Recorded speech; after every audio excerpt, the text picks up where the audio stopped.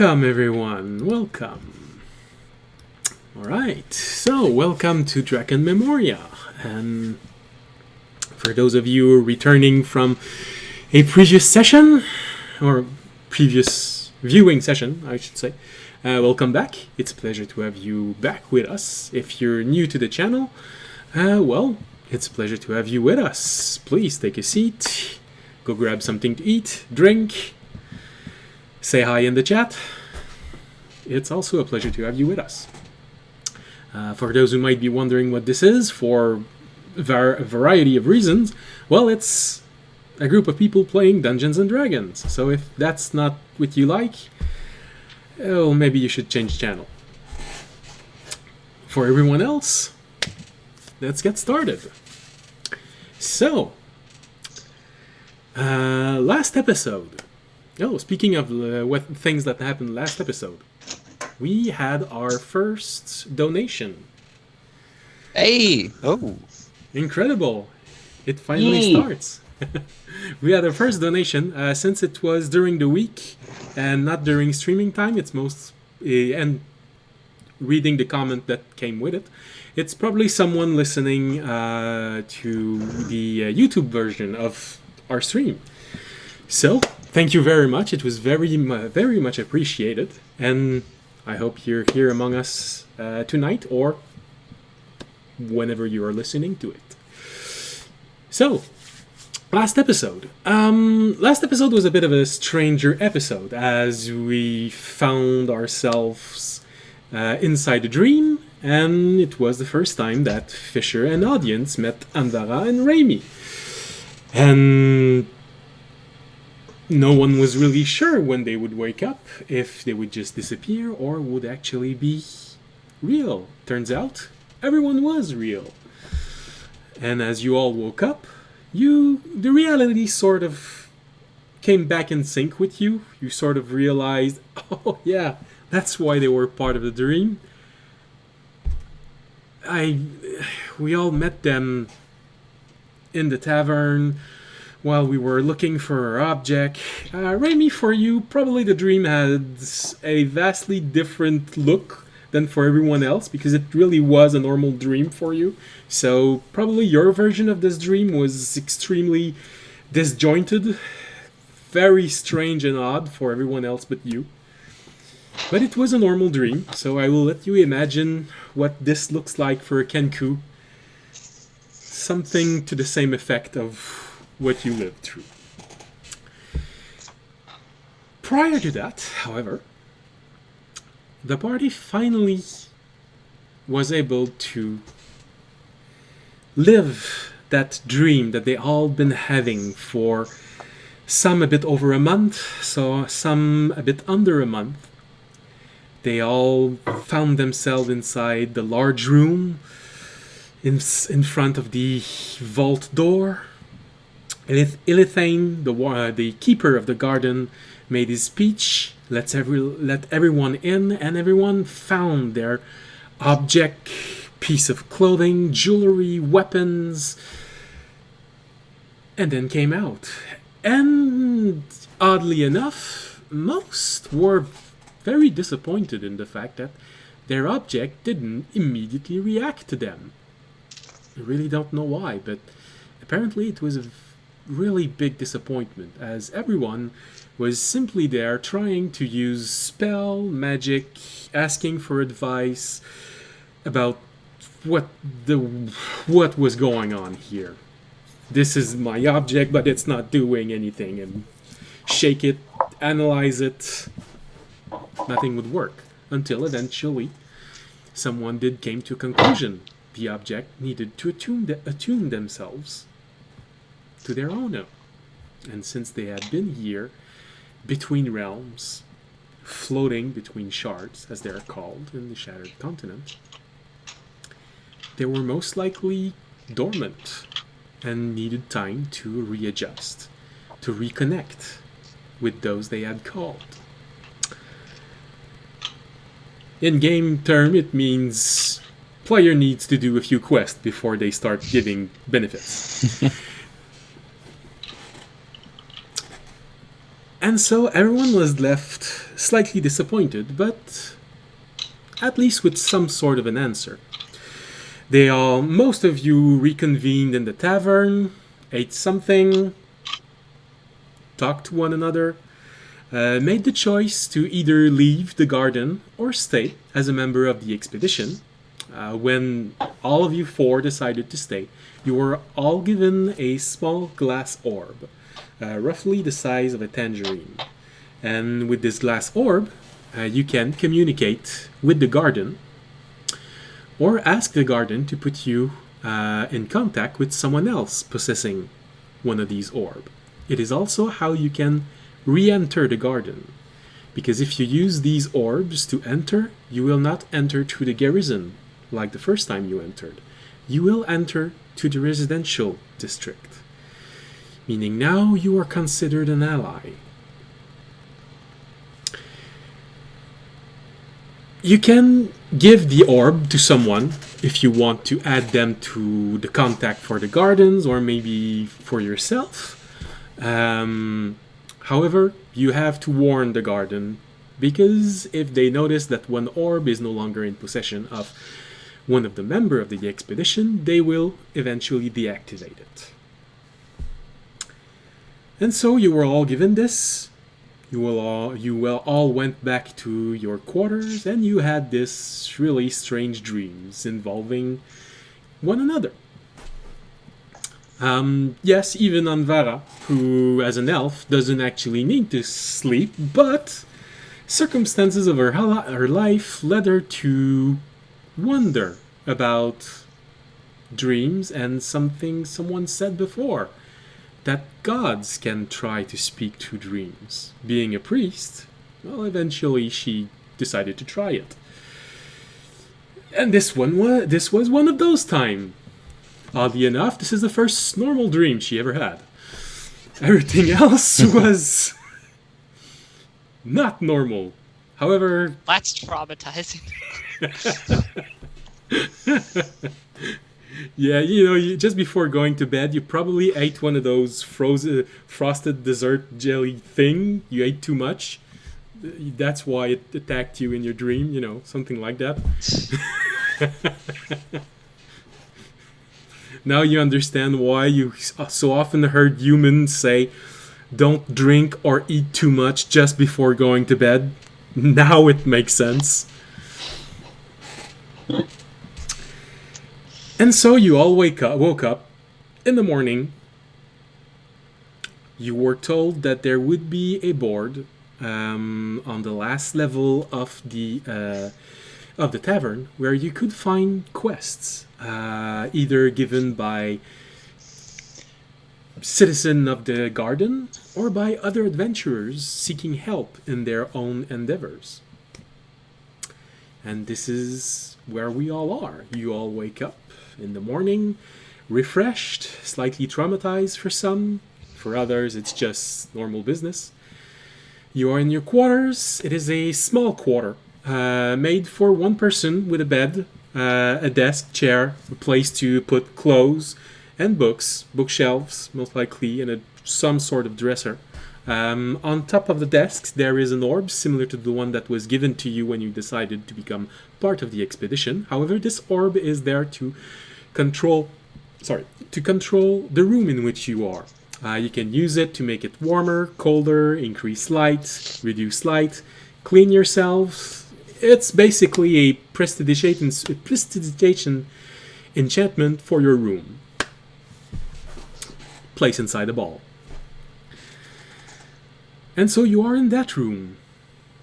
You've just woken up. You are recovering from the night. And let's start with the new ones. Let's go with Remy. What do you do when you wake up? Yeah, so he wakes up from his dream as though pretty much nothing happened, and he actually would have placed his object toward his nightstand because he admired it so much. Would you like me to describe that object? Yes, sure.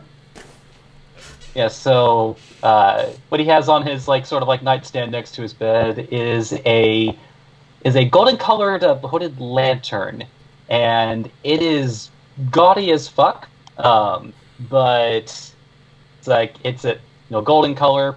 It even has like admittedly inexpensive gems on it, but he doesn't really mind that much as they are the shiniest ones. So that was the important thing. And he just kind of like turns to it, holds it up to the light, and just kind of like admires its shine for a few minutes before setting it down and proceeding to go give himself a bird bath. Well, whistling a small tune that he remembers from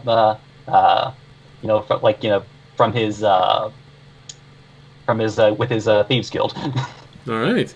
Well, of course, you have a lot of options for this. If you actually want to give yourself a real bird bath, you can always go to the arboretum in the park. There are plenty of ponds. You did hear, however, that apparently there's a construct that has gained the habit of sometimes sleeping in those ponds. So maybe you should just check before you jump in. But otherwise, there's quite a few ponds, flowers. You can even scent yourself after.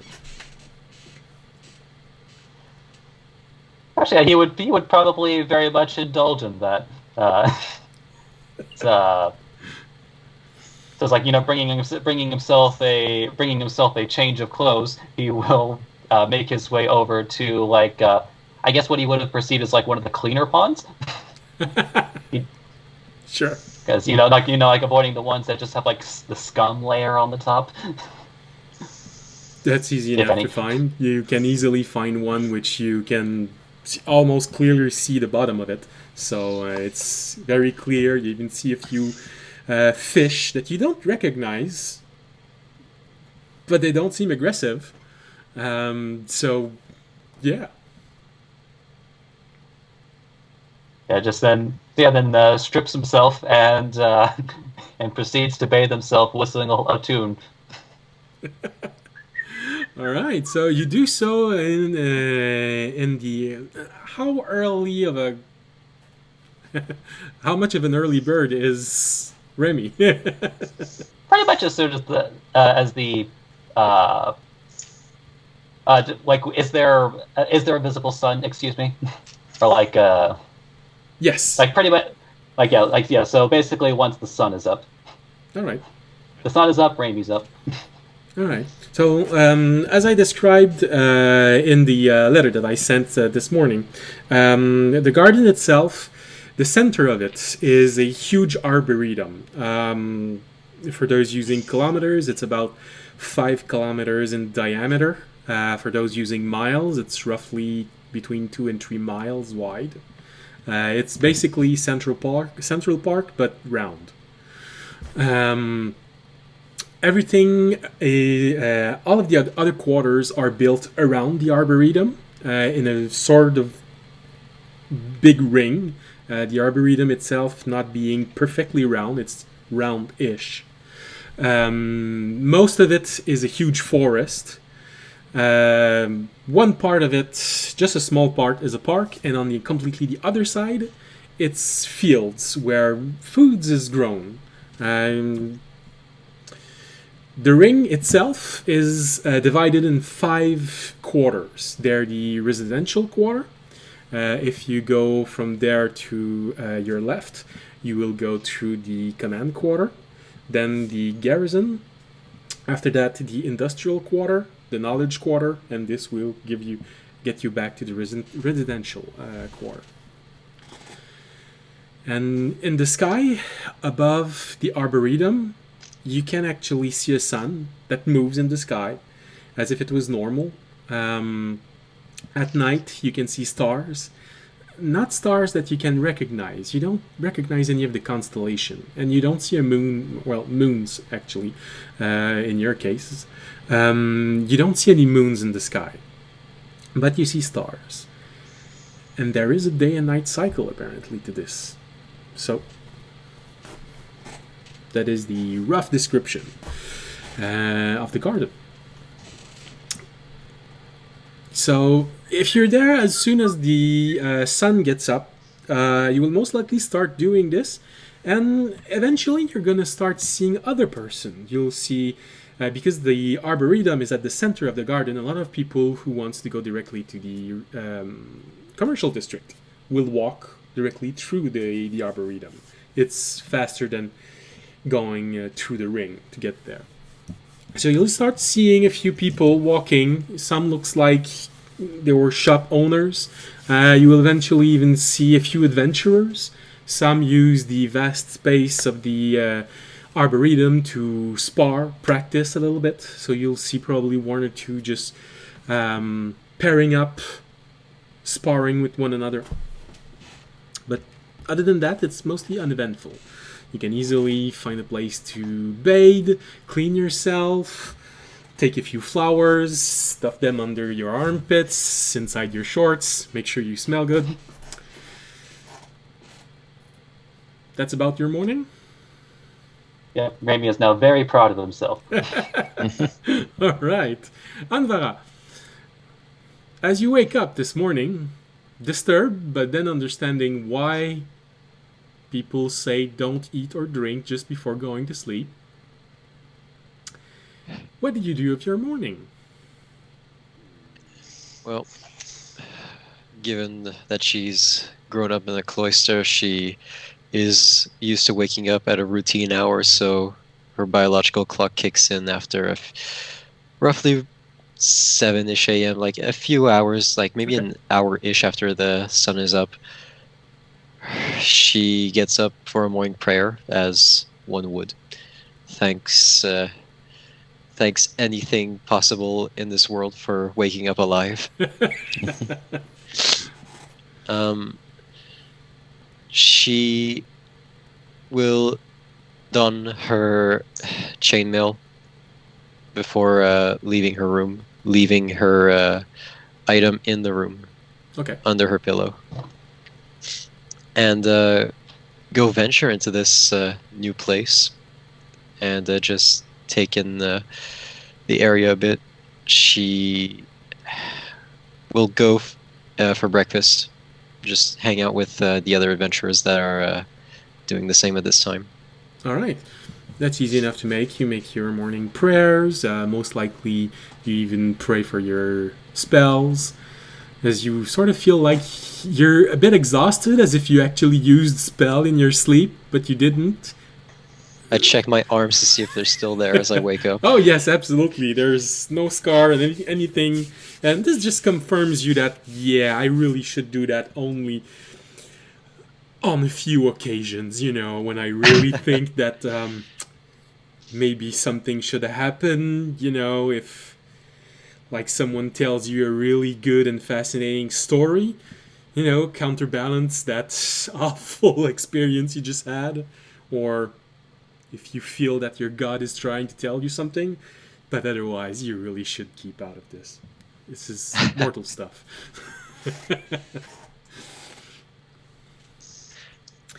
So you make your prayers, you renew your spells, and you go to the tavern of the garden. And from now on, it costs something to eat and drink, but the cost is quite literally half of what you would expect from, well, your general experience in the outside world. And they do serve a so incredibly huge variety of things. So you can quite easily have any sort of meal that you want, going from going from the simplest of meal, like a small morning soup, to a very hearty meal with wine, bread, cheese, fine meat, everything spiced and well prepared. And the price will go from anywhere between 1 copper for the worst of it to 1 gold for the best of it. Well, I think I put her living her lifestyle like poor or something, so she'll just have porridge with a sprinkle of cinnamon, maybe an apple, just to wake her up on the right foot. Alright, so something in the level of poor. Yeah, sure. Porridge and fruit is pretty poor, I'd say. Well, there is a level that it's even worse than poor, but... Yeah, wretched, but I'm not licking the dirt off the floor. You never know. This is a ship from another world. It might taste good.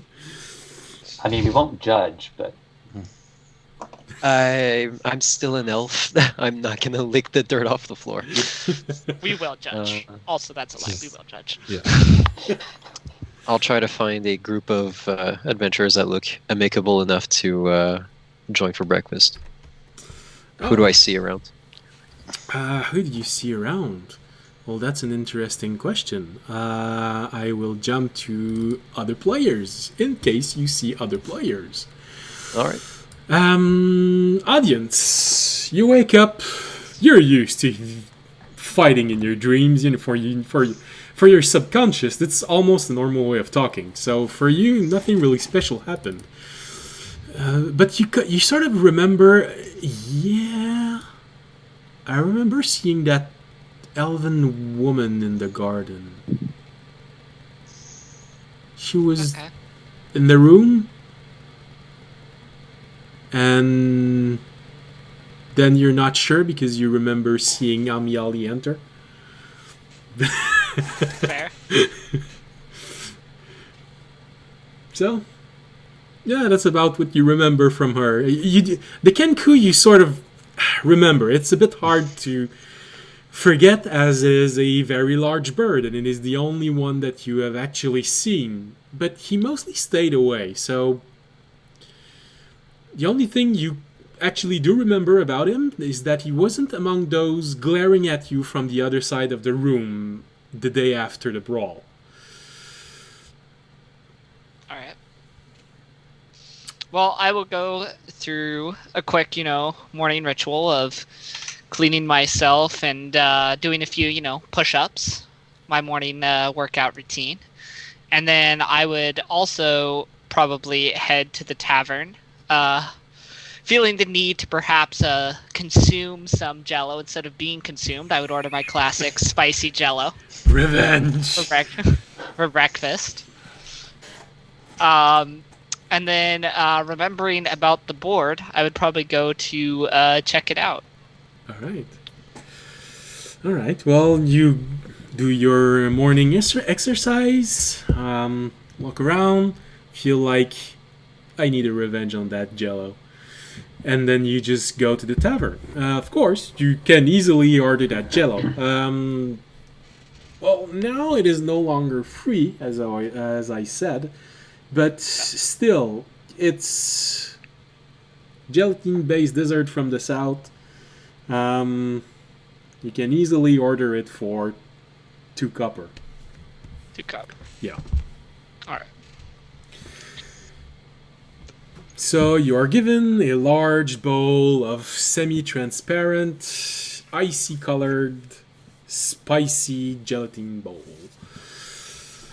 It is as good as you remember it. And for some reason, as you are walking inside in this room, and you're with your bowl just a little bit lower than usual as you're slightly distracted, you come across this elven woman that you saw in your dream, but as soon as she sees that ball of Jello, you most likely can hear her say, "Oh." Yeah, she failed a con save and gagged up a bit.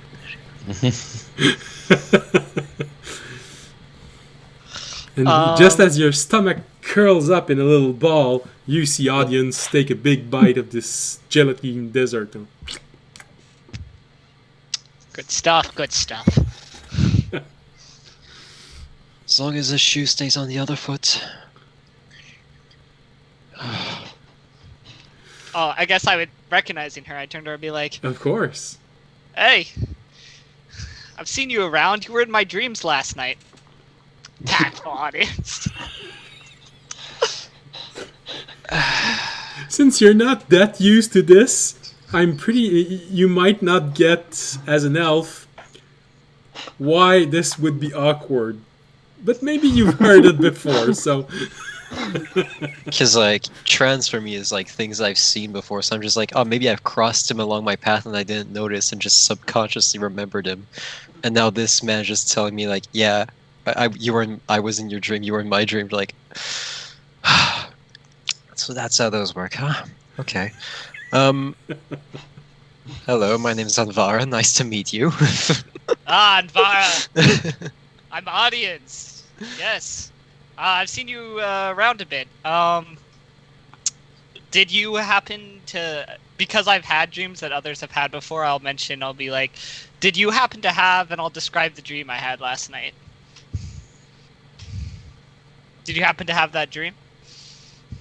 Yes.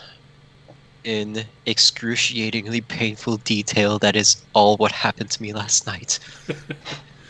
and I'd I'll give it a I'd say Anla, make an intelligence roll. Yep. I can't find my dice, so I just pulled up a Sure, that'll work. dice roller. So what's my int? Alright. +0. Great. Okay. That's gonna be Just means you're 19. average. 18. Well, 19. 19. Well, in that case, you do more than remember audience in that dream. You remember audience being the first person that you were able to identify in the dream of the vault. He was in that cart that the caravan you were in passed just before arriving to Gross Hill. Huh. Yes. Hard to forget such a hulking mass of a dragonborn. Yes, audience. Yes. Yes. Thank you. Thank you. It's too early for compliments, though. Well, you know, from afar mistook you for a bugbear with a dragon scale hide, but you know. I was just going to check out the board I heard mentioned with Quest. You should come with me. Perhaps it is destiny that you've been my dreams. Perhaps we were meant to adventure together. Well, for someone who says it's too early for compliments, those are some rather bold advances. Might I finish my porridge first, and I will join you afterwards? Of course. I'll give her a solid 2 slaps on the back and then walk over to the board. She weighs like 110 pounds, my guy. I still do what I said. Face full of porridge. You just, yeah, right into the bowl. I've already walked away. I don't even know. Just Don't even bubbles notice. come up from the bowl.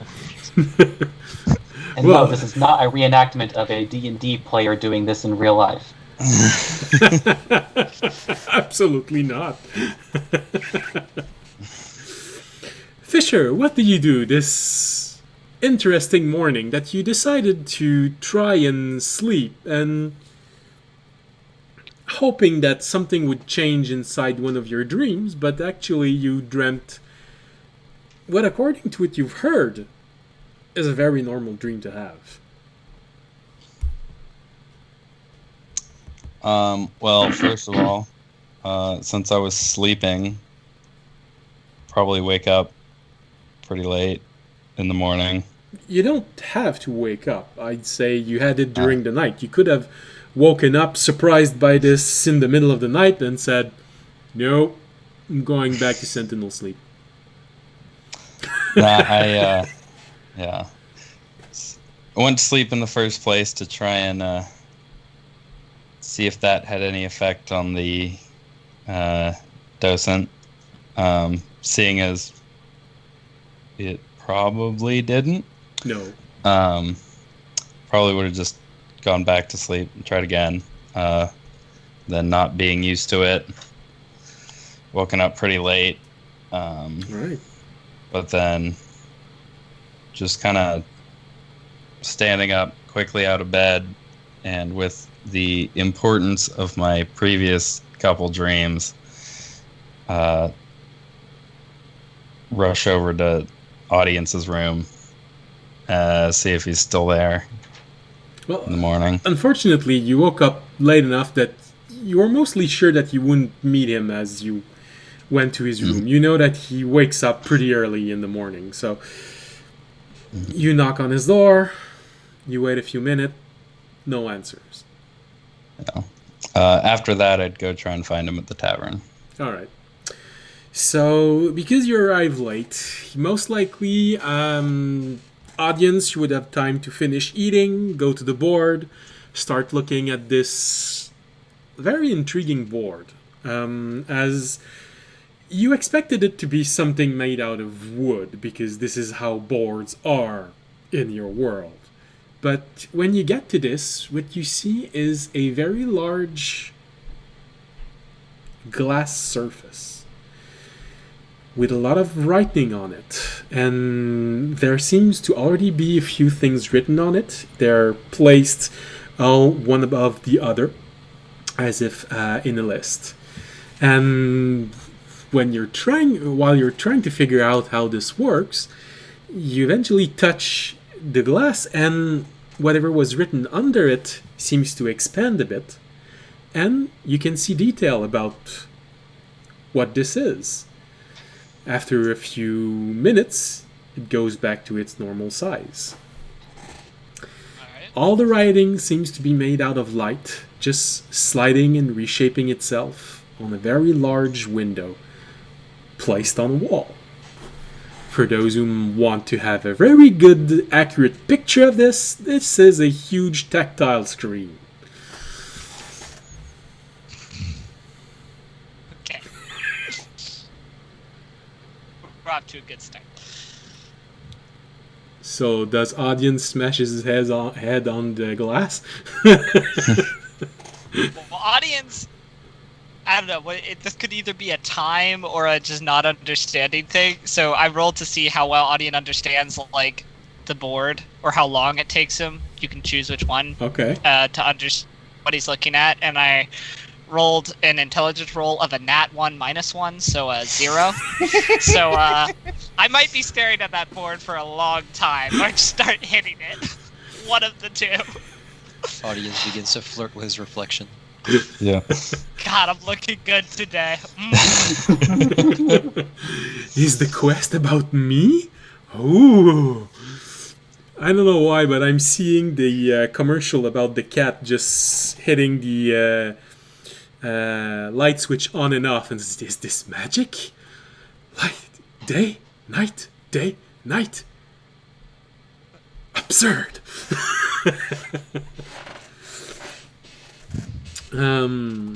It's a commercial for cat food. You just maintain your cats in good health and whatever.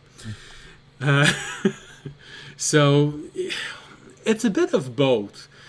It takes you a really long time. You're looking at this board and then you're touching it and then you see that it expands.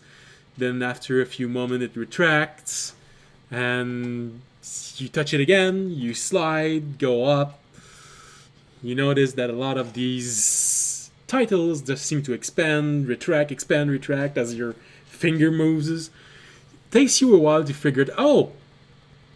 When you touch it, it gives you more information. So you touch it again, and again, and again. But there's no more than a few phrases long. So eventually you lose a bit of patience, and you start hitting the glass harder to see if it's going to give you more information. Because all you can have is that there's a merchant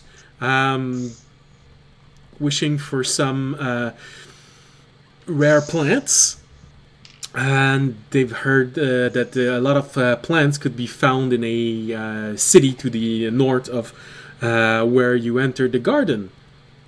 But you want to know more. Scroll! What plant? Scroll! What plant? What is this? Who's asking for this? I want to see his face. But it's not reacting the way you want to. And Anvara, you have enough time to finish eating, and you sort of begin hearing this impatience, the impatienceness of audience. As yeah, you clean your face first, and then you finish eating what's left inside the bowl. And then you start hearing audience becoming more and more impatient in front of this, well, what you've been told is supposed to be a board with quests on it. Just rocks up with an apple in her hand, slaps him on the back. What's wrong? Having trouble over here. So, audience, you feel something hit your back. Yeah, that's about it. You feel something. All right, I'll turn my head. I'll see Invala there. I'll be like, "This, it's not a board. How do you make it work? Well, I can't see. Where are the quests? I can't find them." All right, so I sound very upset. I look at the quest he's trying to interact with, like plants. I look at him and just think to myself, like, this man has not eaten a vegetable in his life. Let's try to look somewhere else for a quest. So, all right, look, is there something that just says like hit stuff or like bring back hides of defeated enemy? Make a. I don't know. Yeah, good. What were you about to say? No, I'm just like, I don't know. I can't scroll. I can only see plants. I can see this one phrase. It won't go down. Zooms in and out. All right, let me take a look at this. All right. Well, I'd say you're a bit more used to being around magic. It's still a bit alien to you. Usually, this is something that would appear on a scroll or on a piece of rock or crystal, but a large, very transparent window, that's a bit new for you. Okay. Yeah. I was just looking, like, I was gonna do an Arcana check, but I just remembered that's right. I'm a cleric that didn't take Arcana. Well, you can still make one. It's just that you don't have proficiency with it. All right, let's see if I understand this. That's gonna be a resounding 2. Resounding 2. Well, Advara just chucks her apple at the board. The fuck is this? Fisher, help us. Yeah, you're their only How hope. did my grandparents get into this game? I want to know. Yeah. The grandpa with his new iPad. Remy, you probably don't need 2 hours to take a bath. Where would you go after cleaning yourself up and making yourself smelling good? Well, honestly, the dream last night very much encouraged Raimi because to want to take a bite of something from Home's Delight. It's incidentally, what were the colors of the cubes from last session? I know one was transparent, but I think the other one was a different color. Yes, Right. the other one was a bit of the same color when you just pour a lot of blood in water. So it's slightly transparent red, but still very vibrant as a color. Yeah, so he would try to order his own Jello that looks similar to what he saw in his dream last night. Not for anything malicious. He just misses eating gelatin. Yeah. No, you come a bit more from the south. You've seen this dessert before, so you know that it comes in different colors and spices. So yeah, sure. You go and you order. Oh, how do you order it from the warden at the desk? So Raimi will walk up and he will say, "It's like, would you like some gelatin, Raimi?" You see the warden look at you, think for a moment, and say, "You're Raimi, right?"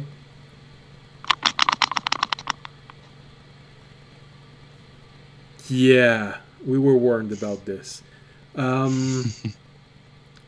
What kind? And he's going to minor illusion the red one that he saw in his dream last night. Does it? But it looks exactly like the monster though. Yeah, that's what I was about to say. Does it need to have a skeleton in it? Does it need to be square? Alright. Turns around, go behind the counter, comes back after maybe 20 or 30 seconds with a bowl. It's red gelatine, and you sort of remember it. The red one is slightly hot, spicy, but also oddly refreshing. So you take this one. He asks you for. This one is a little less exotic, so only a copper. Remember to thank the man, Raimi, he says as he puts down the 2 copper. Why, thank you. He looks around him, and you can hear him say, "This is gonna take some getting used to."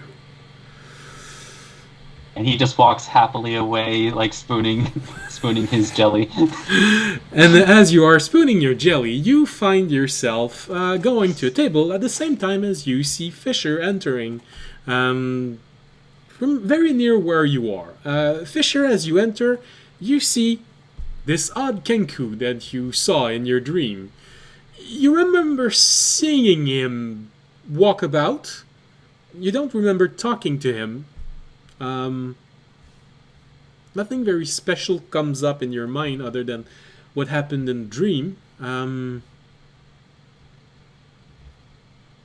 You don't know if anything that you've heard in the dream was true about him. Is he really a assistant from a sorcerer? Is you?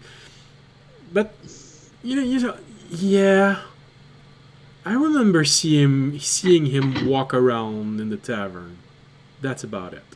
He seems to be very happy, enjoying a jello. I seen a Kenku before?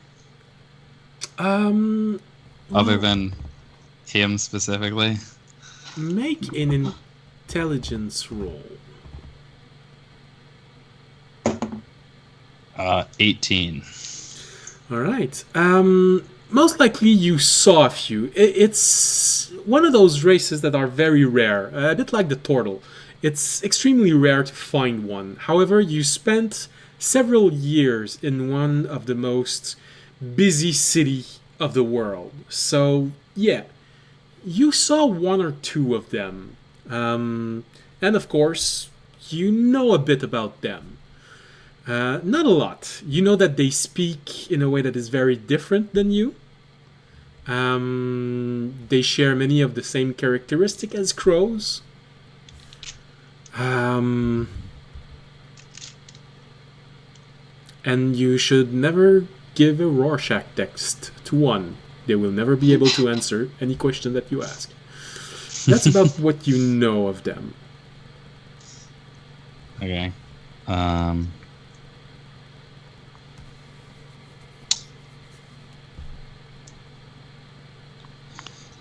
I'll go walk up, kind of, while I'm still a little bit away, kind of hurriedly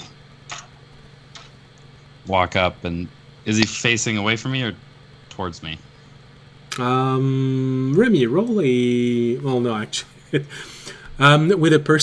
With your passive perception, you definitely saw Fisher enter.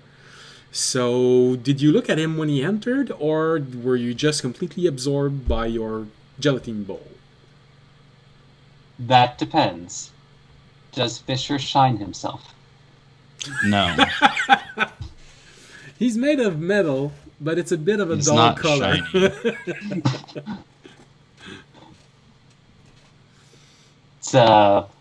But yeah, definitely. If you don't shine yourself, he wouldn't have caught his immediate attention. So he probably would have stuck to the Jello. Mm-hmm. It's definitely more the worn armor look. He doesn't put a lot into self grooming, I guess you could call it. Then I will walk up and kind of tap him on the shoulder and just go, "Did you have a dream last night?"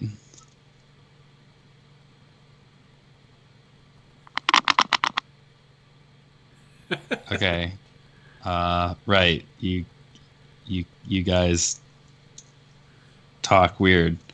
Was I in He's it? just special. Okay. Was I in the dream? Uh, Okay.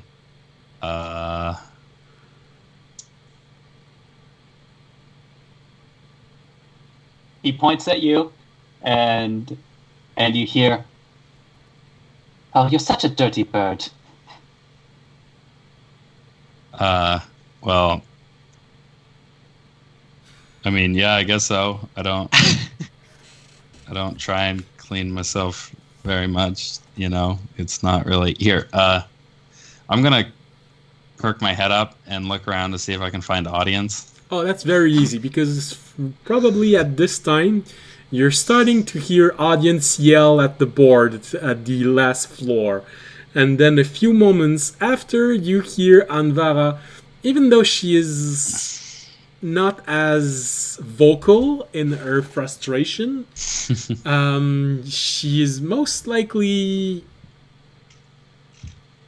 Is Anvara the kind of person to swear at inanimate object if they're not doing what they're supposed to be doing? I'd see her more just being like really exacerbated, just like really like depressed and not being able to understand magic. So she's just like slowly banging her head on the wall next to it, just like, why won't this work? So you hear the thunderous voice of audience screaming to a board saying, "Why won't you show me what I want?" And you hear faint whimpering beside him that sounds like a woman crying. And of course, Raimi, with your high perception, you hear that even before Fisher does. Now, do I know how these things work? Please, God. Please someone roll well. So you make your way up to the board?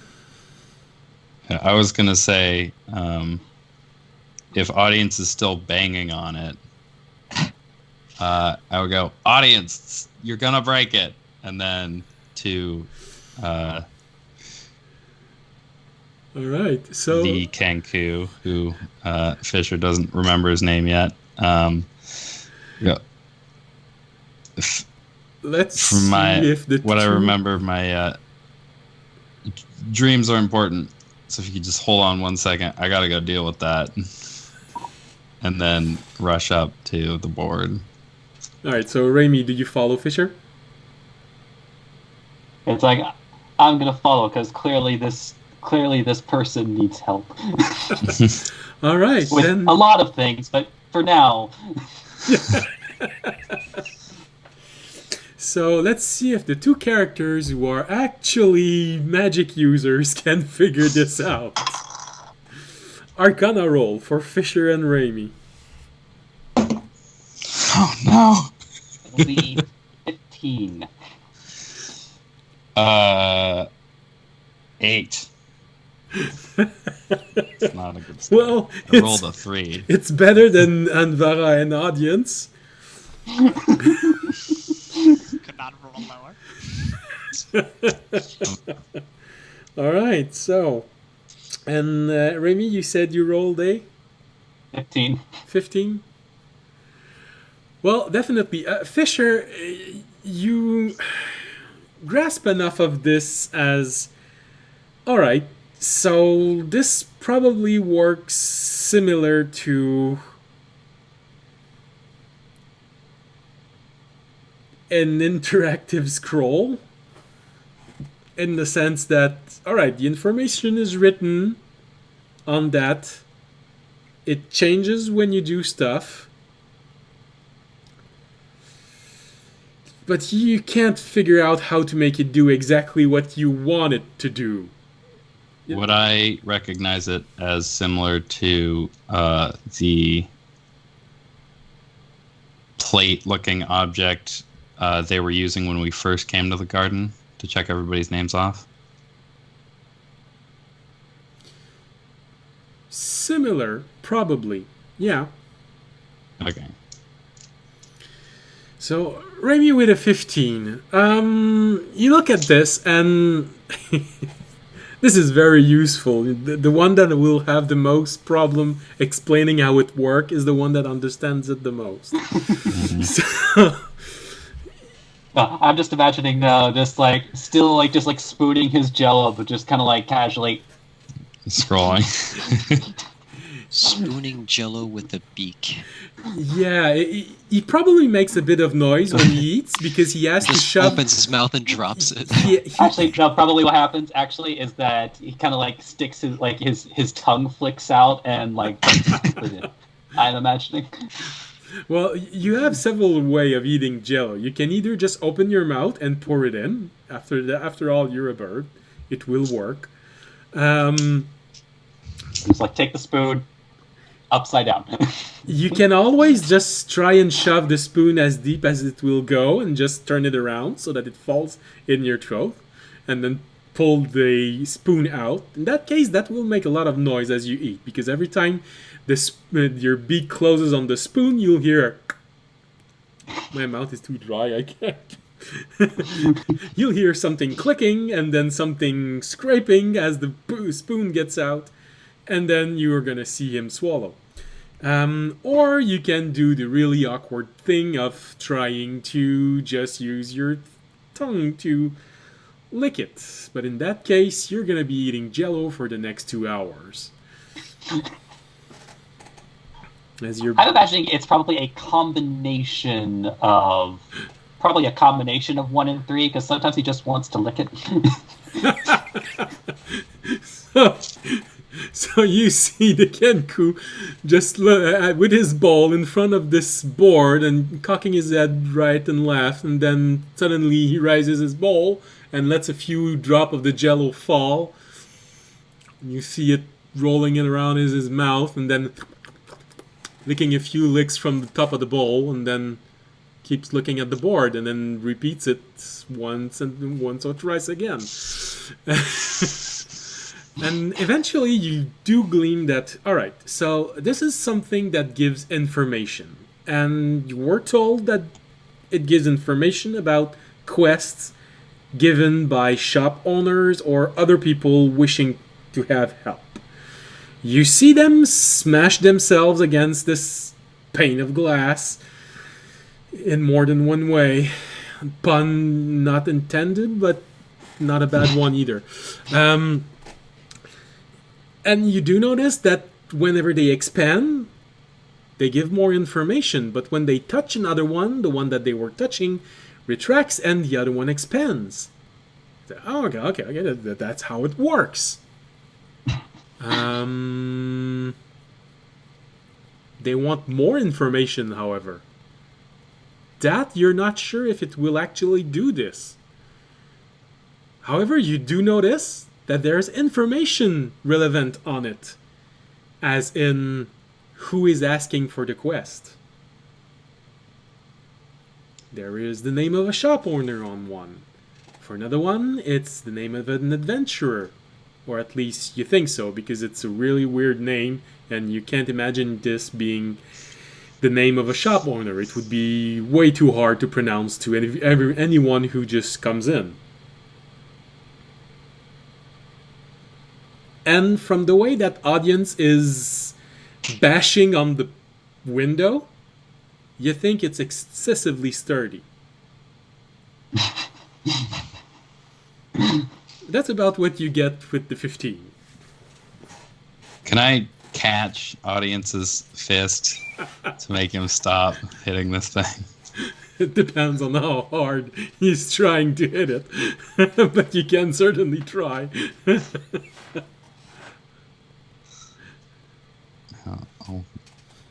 You want me to roll something, or It depends. Audience, do you want to resist Fisher's attempt to calm you? I mean, I wouldn't resist if you caught my arm. All I right, would probably so stop it's easy doing enough it. to do. audience? Calm down. Take a breath.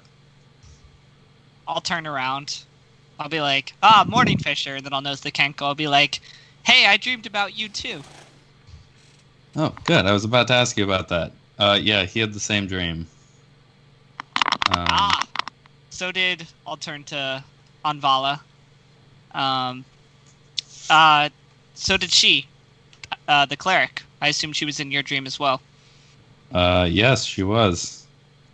Good to meet you. I'm Fisher. This is a Kenku. And actually, Anvara, you do recognize Fisher as being the construct who was dangling his feet from the cart when you passed them in the caravan. And Raimi, Yeah. you recognize Fisher also as being the construct dangling his feet when your cart and the cart he was in crossed their path. What? You all met at the same day? Were they on the rude caravan that didn't wave back or anything when Eldon was being all nice? Well, you don't know. You haven't seen them, but Anvara is an elf, so it's likely. Remy, you didn't recognize him, but you did cross another cart that night when you were just looking toward the back. But it was at night, so they didn't stop.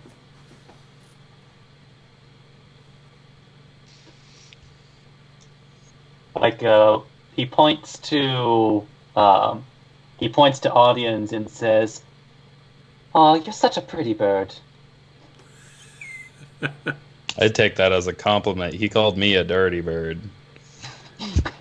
Audience is just like, damn, getting all the compliments today. Whew! Good day.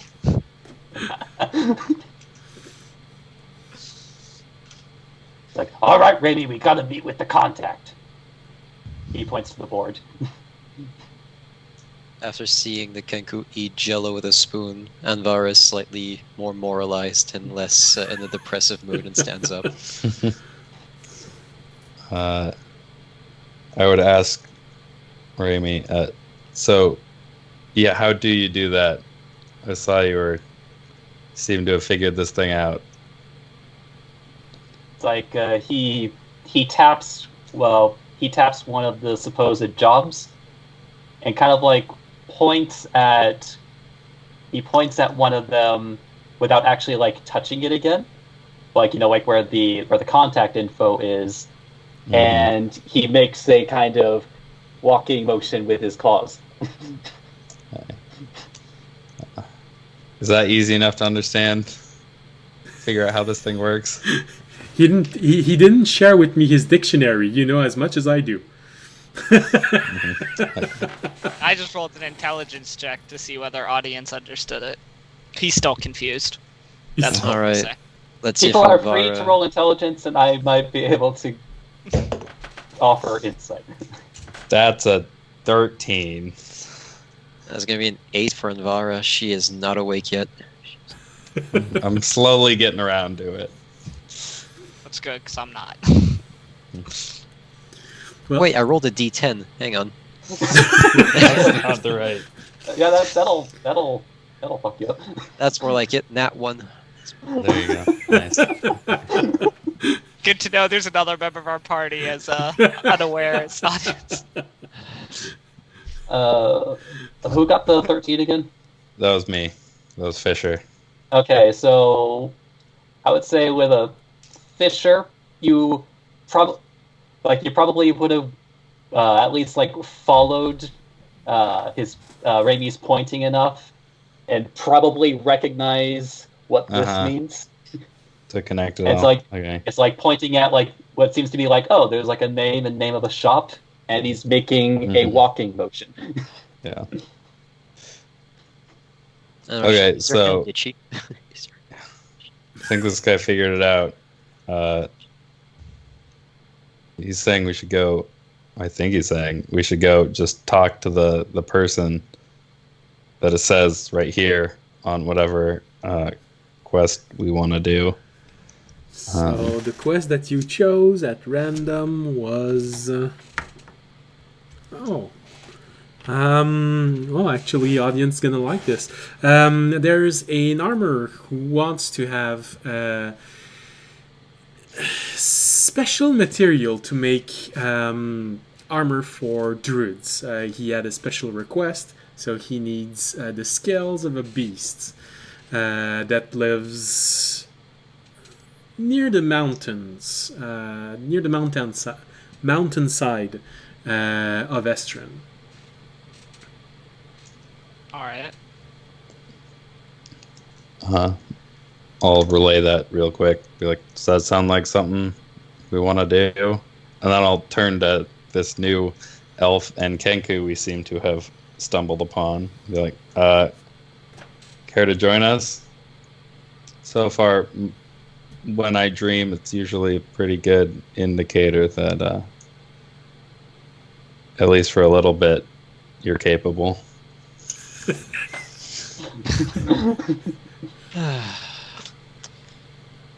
The sun is bright. The light will guide me. Let's go. Hey, where does it say the contact is? And what's his name? It's one of the armor smith in the industrial district. And do I recognize it as one I've been to before? Oh, have you been to an armor before? We I went went to the and dwarf got an guy. axe. Yeah. Yeah, we went to the dwarf guy. Yeah, you didn't. No, actually, you did go to an armor because you wanted a piece of leather. Sorry, which could withstand the acid that you bought to try and clean the orb that you found. No, unfortunately, it is not this armor. It is another one. Most likely at the same place, because this one is trying to make a the equivalent of a oh goodness, how is it called again? Armors.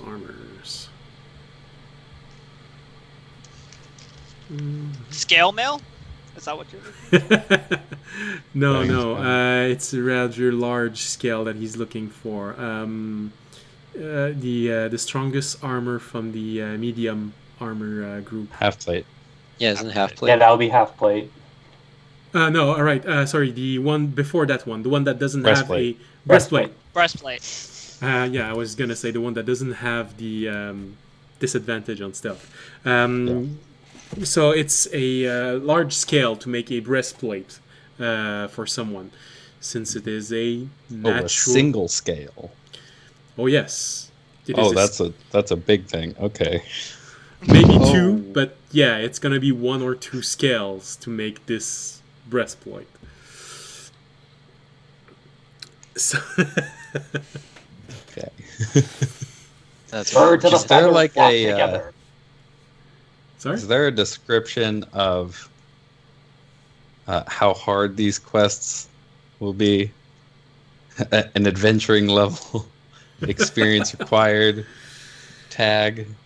Well, the only one who rolled high enough to maybe perceive if there was something like this is Remy, and you did notice a difference in color, but you with each of the entries, but you didn't understand why they were colored differently. It is not a bright, obvious difference. It's not, oh, this one is red, this one is blue. No, it's more like a, all right, this one has a slightly bluish tint, this one is slightly orangey tint, but it's not something that is brightly colored as if. Where is it? All right. Oh goodness, how do I write the name of that monster? Yeah. No, wrong book. So yeah, it's an armorer. The monster, if I can just get, where's my monster manual? Dungeon Master. The Trask. Don't worry, guys. We got this. Easy. Easy, monster boys. manual. All right. Oh, come on. It's always when you're looking for a monster and you didn't place it. Oh, it's because it's an E. Oh, this is cool. I didn't know that my PDF would do that. So this one has a very bright dark color. You don't know the name of the monster. You have a feeling that it is a monster that lives deep inside caves. Because of the size of the scale which is going to be needed to make a breastplate. And since it's a breastplate, it is most likely going to be maximum 2 scale used.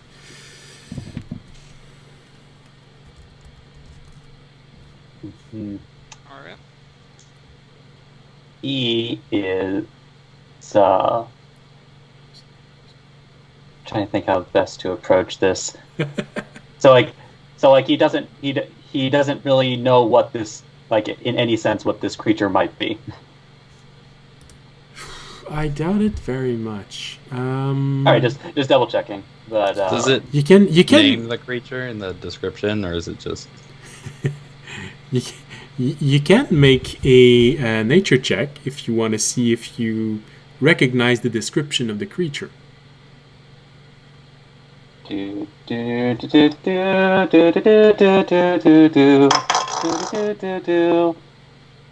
that's really good. Intelligence again. Soft 20. Oh, all right. Because I want to see how you're going to describe this, I'm going to send this to you privately.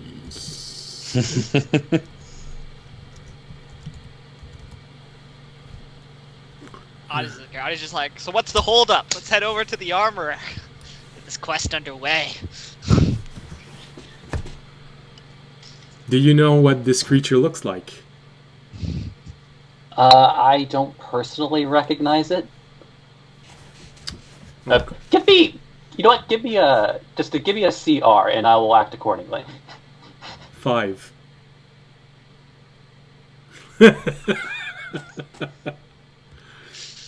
It would be a bit of a hard fight for you. We're fine. All right. Easy.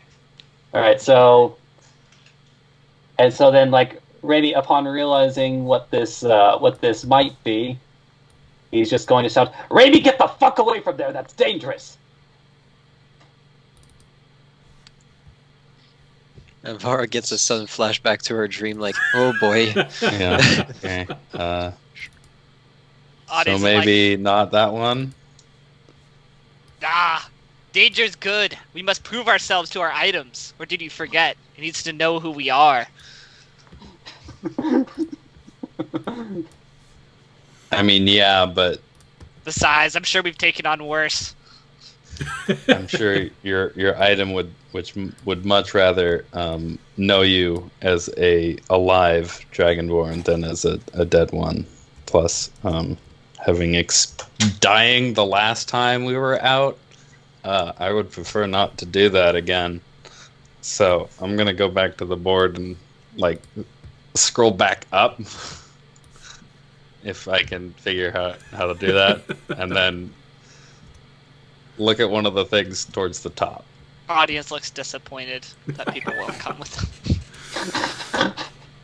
So, Remy, I just sent you a picture of the creature. It is a large creature.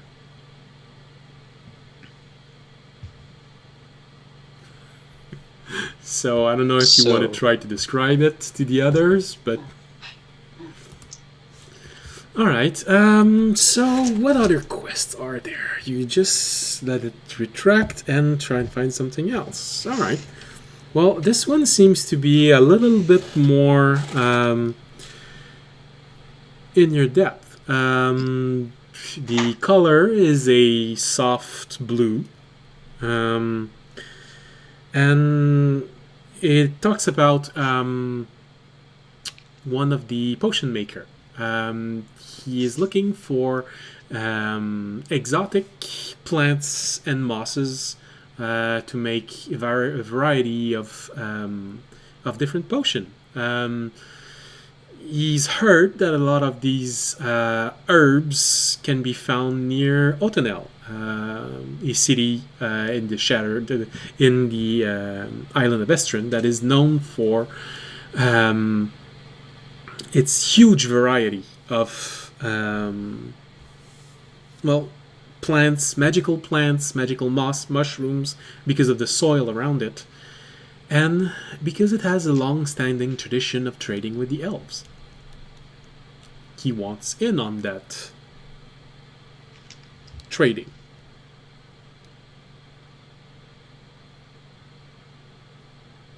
So this one seems to be more about plants and negotiation rather than fight. Mm-hmm. I don't know about plants, so. Please, are we gatherers or adventurers?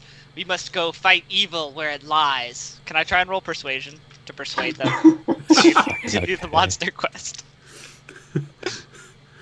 Well, I can allow you to roll persuasion to see if audience was able to put this in a more persuasive way than you, but I can't force a player to say yes or no. No, I know. I just want to know what I get. How persuasive I was. Alright, I guess +2 to that. Alright, I got a 16. That'd be enough. He manages to present this as a more menial task, gathering herbs, negotiating. You get that for a Dragonborn, it's not the most exciting thing to do. Fisher, I'd say make an intelligence roll. It's been a while since you got this information, so it will be a higher. 13. 13. It feels like you've heard the city name Otonel before, but yeah, it doesn't come back who and when. Nice. Okay. Anvara, you seem to be wishing to say something.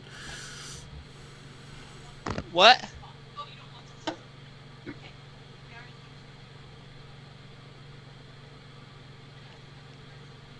I was just waiting for. Oh, okay, never mind. All right, you good? Yeah, we're good. We're good. All right, cool. Anvara just looking over at audience, just like, well, I haven't seen anything other from you guys other than fighting and brute force. So I guess a fighting mission is the only thing I can reliably believe you guys can do. Ew, that's such a big bug! Raimi says as he kind of does this, one of those hulky monster poses. You see, it's just an insect. What do we have to fear? I like her. She gets it. Let's go. I've rolled 5 rolls under 5, so I'm not doing so hot.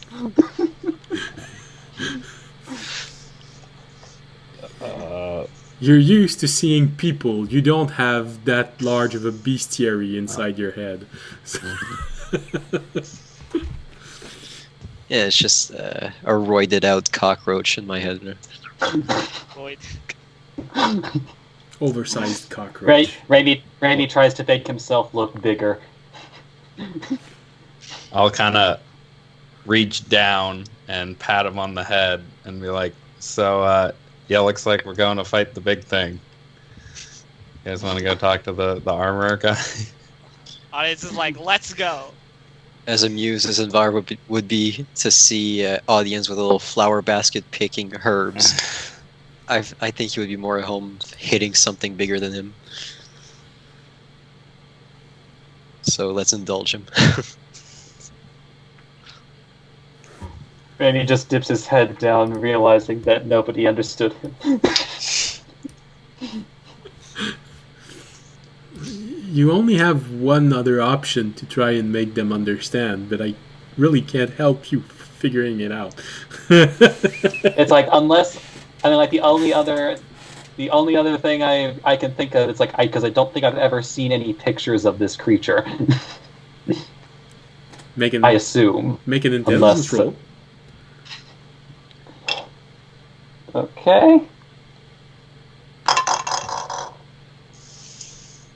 Probably not with an 11.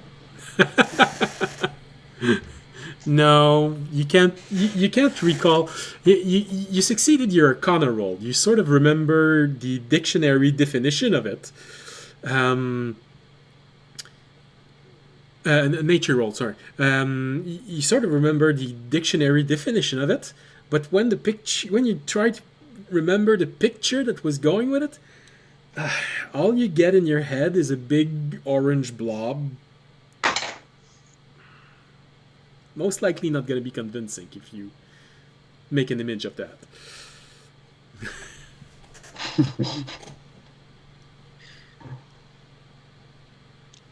Just hangs his head in defeat. All right. Seeing him look down, I'll pat him on the shoulder and be like, "Don't worry, I'll protect you, little bird." Poor Kenku is just being like pushed aside. Oh, his dictionary is going to become larger very soon. Don't worry. All right. So you make your way to the industrial district, and to find this person, your first reaction is to go to the armor, which you believe deals with as much leather as it would deal with animal skins and metal. So basically the medium armor maker.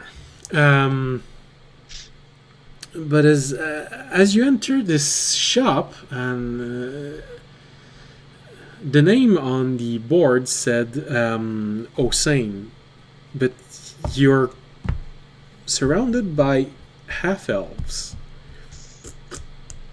Unless someone wanted to name their son something really weird, none of the shopkeepers in here fit someone who would be called Osane.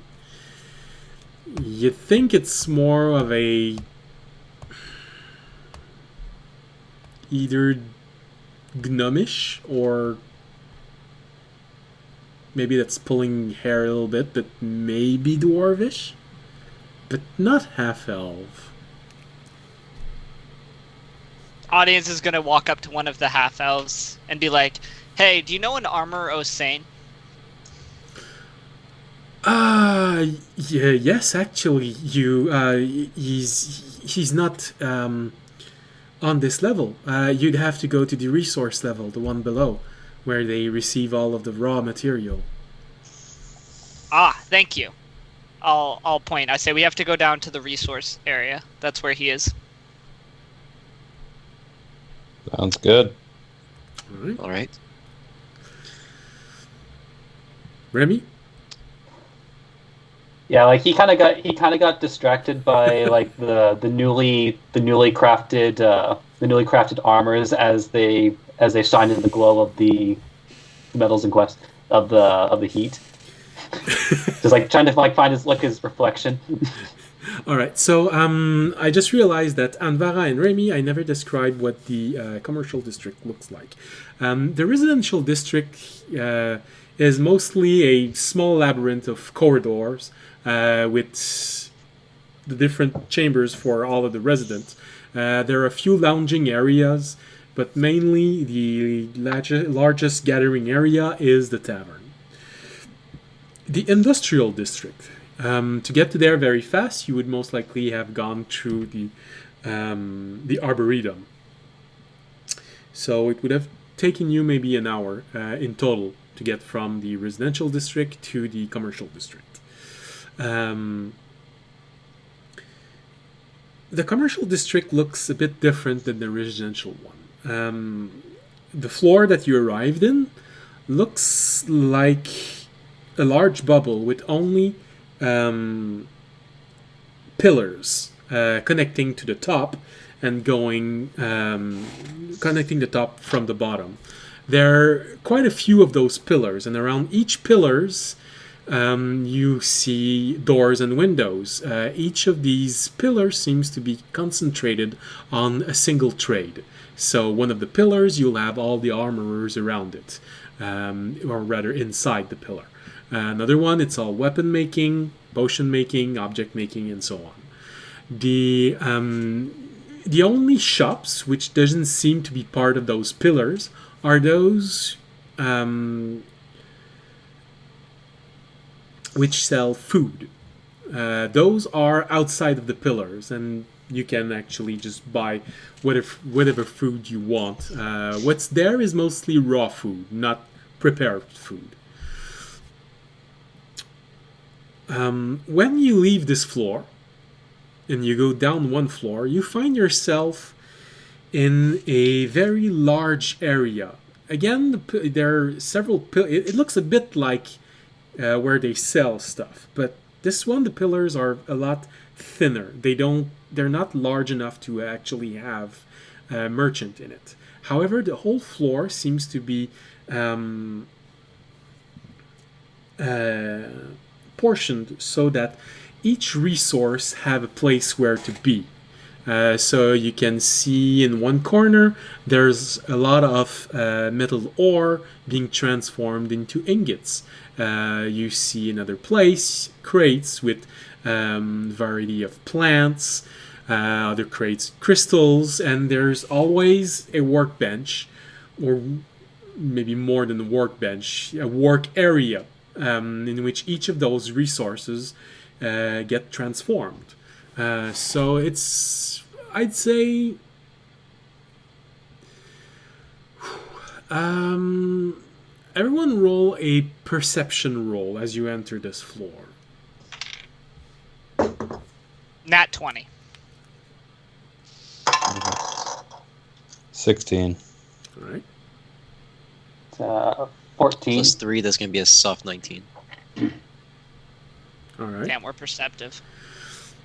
Yeah, and since this is something that you would actually go down the floor and look around, passive perception does enter into this, so you all quite easily find a place where you see different animal hides, and as soon as you get there, you do find yourself in front of a gnome. He seems to be very busy right now.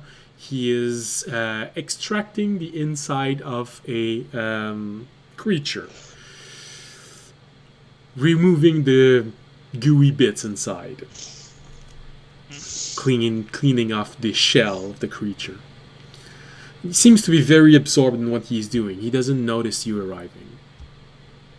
I'll knock on the wooden table to get his attention. I'll like rap on it, like pop, pop, pop. Yeah. Who's there? Oh, all right. Wow, a lot of people. What can I do for you? We're here about the quest you posted. We're an adventuring party that would like to take it on. Oh, all right. You're one of those adventurers that we received. Sorry, I haven't had much time to go exploring since all these adventures started coming in.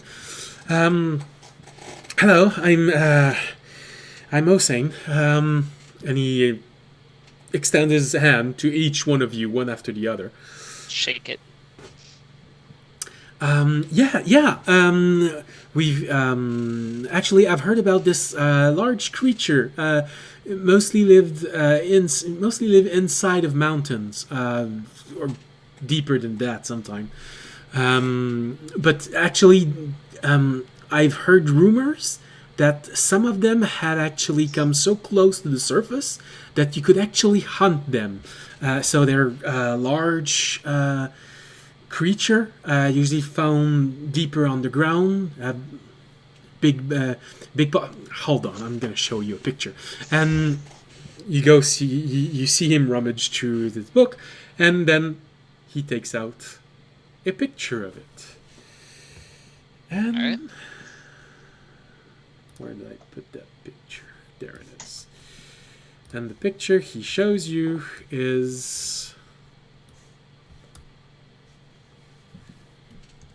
this one, which I have just sent on our Discord channel. And for those, Yeah, big fucking bug. yeah, and for those who are listening to this at home, I have just sent all players a picture of a Umber Hulk.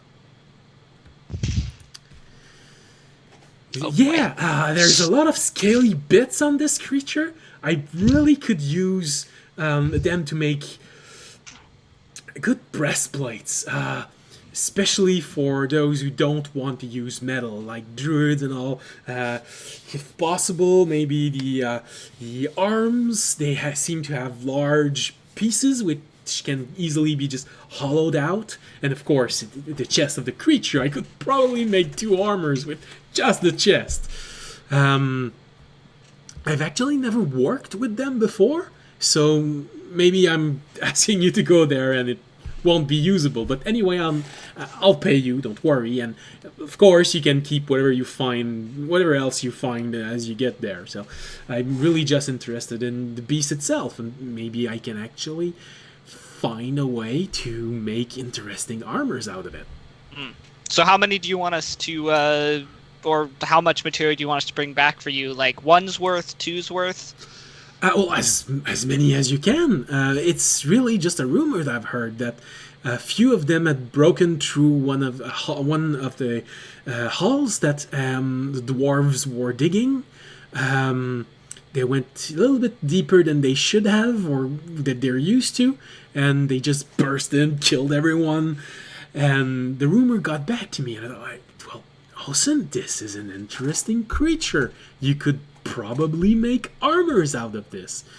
And so depending on if the dwarf exaggerated the size of the creature, 1, of course, as intact as possible. You know, if you damage all of the scales, and I won't be able to use much of it. So if you're really rough with it, I would appreciate more than 1. If not, 1 is the minimum. But whatever you can find, whatever you're able to do, I really appreciate it. Yeah, I guess you want to have a price. I did say that price could be negotiated. Of course, I'm always willing to trade. If there's any animal hides or material that you want, I can also give a good word to other shops. It might get you some reduction in one shop. You never know. But if it's money or gems or and he looks at all of you to see how you react when he says money or gems. I don't care that much. I'm just like, listen. I mean, Rainy, kind of like money minor works. illusions, a pile of gems. All right. Well, yeah, I know someone who has a good reserve of them. Could probably work out an equivalent of a price, depending on how much you bring back. I'm willing to give in advance. Maybe, I don't know, I could give you all 50 gold for the travels, and maybe, I don't know, things you might need to buy. And depending on how much you bring back, I can talk to my friend and he'll give you gems. I turned to the other members of the party. Does that sound like a fair price? Very much. Yeah, that sounds good. Though, if you wouldn't mind, I would very much like to prototype your new design with this strange material. It seems very exotic. Oh, yeah, sure. If you want to prototype this, I can even give you a. I can ask my friend to give you a very good reduction if you want to buy it. When someone is willing to just try something without you having to convince them, it's always good. I'm sure we can work out something. Yeah, definitely. Listen, if you're a very courageous one, I know this gnome in the potion shop. He lets you buy potions for free if you try samples of potion he wasn't able to identify. Oh, I think we've met. Him before, or not him, but we've heard of him. No, we heard about him. Yeah, we'll think about it. Yeah. Totally Just let the blanking. construct ingest everything. Mhm. Did he say where it was? Yes, actually, you would have to go to... Oh, yes, this is the problem with having taken a picture of your map before you put names on it. Nice. I know I've written that down. Wait, I mean, do we have a way to just like teleport there, or do we have to like go there from? No, the, like, you're gonna have to walk to get there. Oh. Did everyone bring their rucksacks before we leave? I did not bring everything. I'll have to go back to my room. Yeah, me too. I'm just saying that before we leave and just be like, wait a minute. Yeah. No, Wait a we minute. just wanna, learn where we're going. All right. Well, we And usually take the estimate. break at this time, so I don't mind. We could take a break there. Say that you all go back to your room, get ready to go on your first quest, and I'm gonna try and find where I placed the map with the names on it.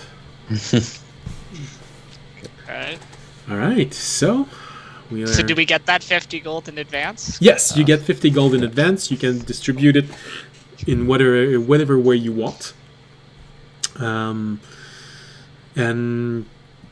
yeah, so we're gonna be back in Sweet. 10 minutes. I now have 51 gold.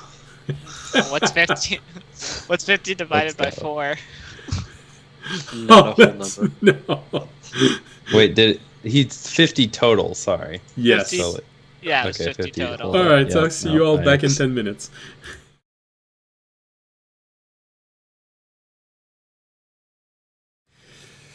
Hello and welcome back.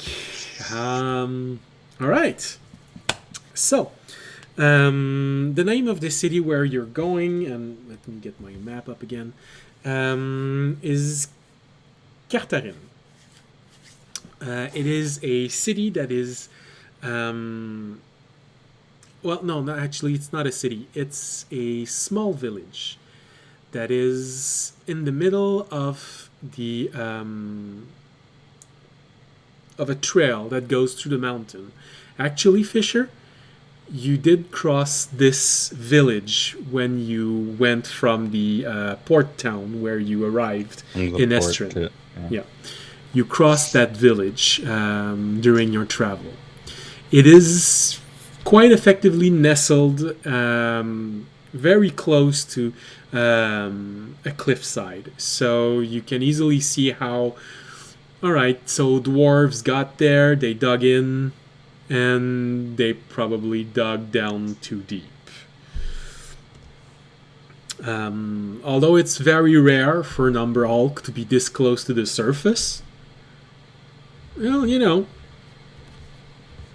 dwarves. Yep. Yep. All right.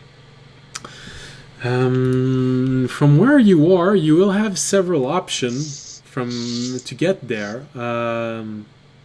You would have the long way and the short way, where you would have almost no village whatsoever on your road. So it would be several days of travel under the star. Or you can take the long way around and have a village almost at every day. And how many days would be the long way around? The long way around. So as soon as you're going to exit the garden, you're going to exit where you entered from. Right now, it's the closest portal that they were able to open. If you take the long way,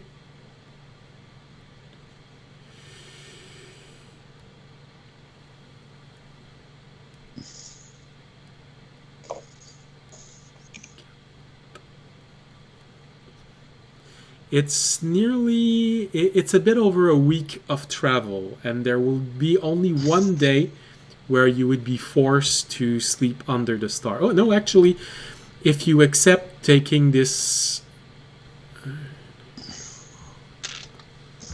Damn, what's happening to my mouse? All right. If you accept doing this in 8.5 days, you would have a town, village, or city at for every day. If you take the shortest way there, it would be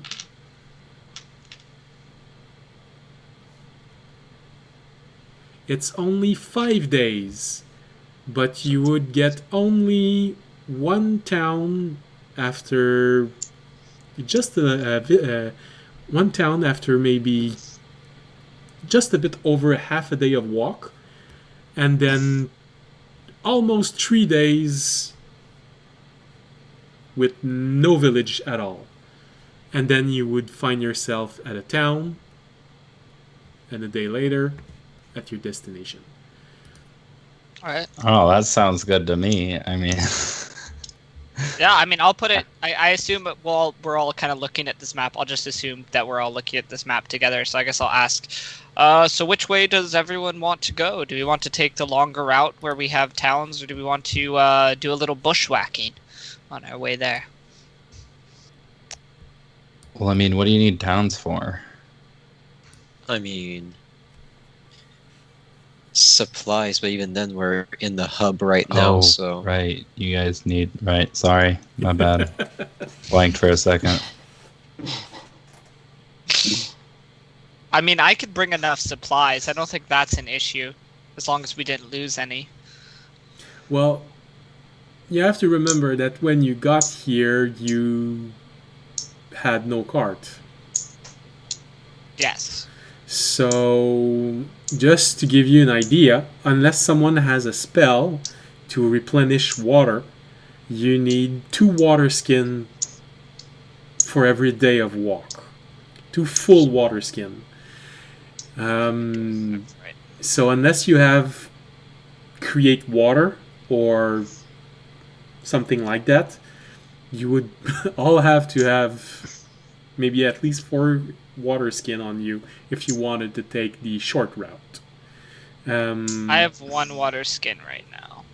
You have, if you ration yourself, you have enough water for a day, but that means that if you do anything that adds 1 point of exhaustion, you wouldn't recover all your points of exhaustion at the end of the day. I was thinking gearing up before we leave, but yes. Mm-hmm. You would be on the road all along, so you could always, as soon as you leave, go to Grazil and try and see if you can buy a cart.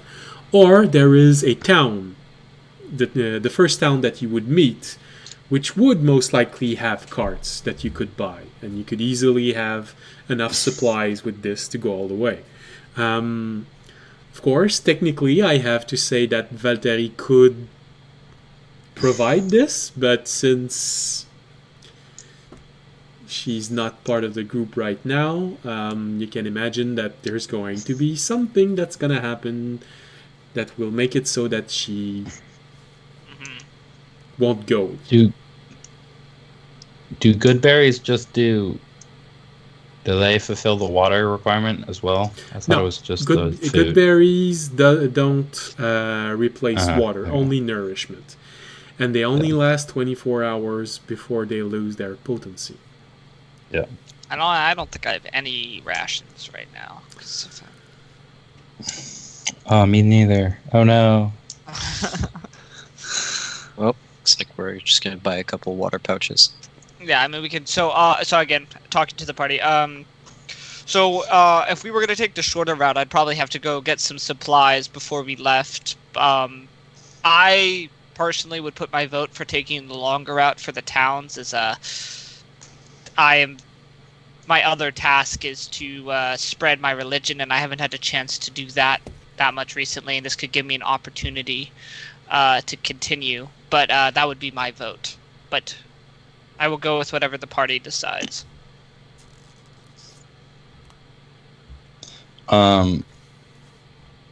Seeing as I came through there does the route there go back through a couple of the places that we stopped on the way here?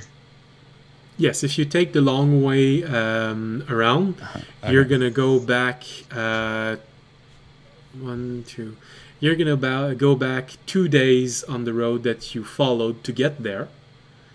Actually, you're gonna go right by the crossroad where, for some mysterious reason, all of you passed there during the same day.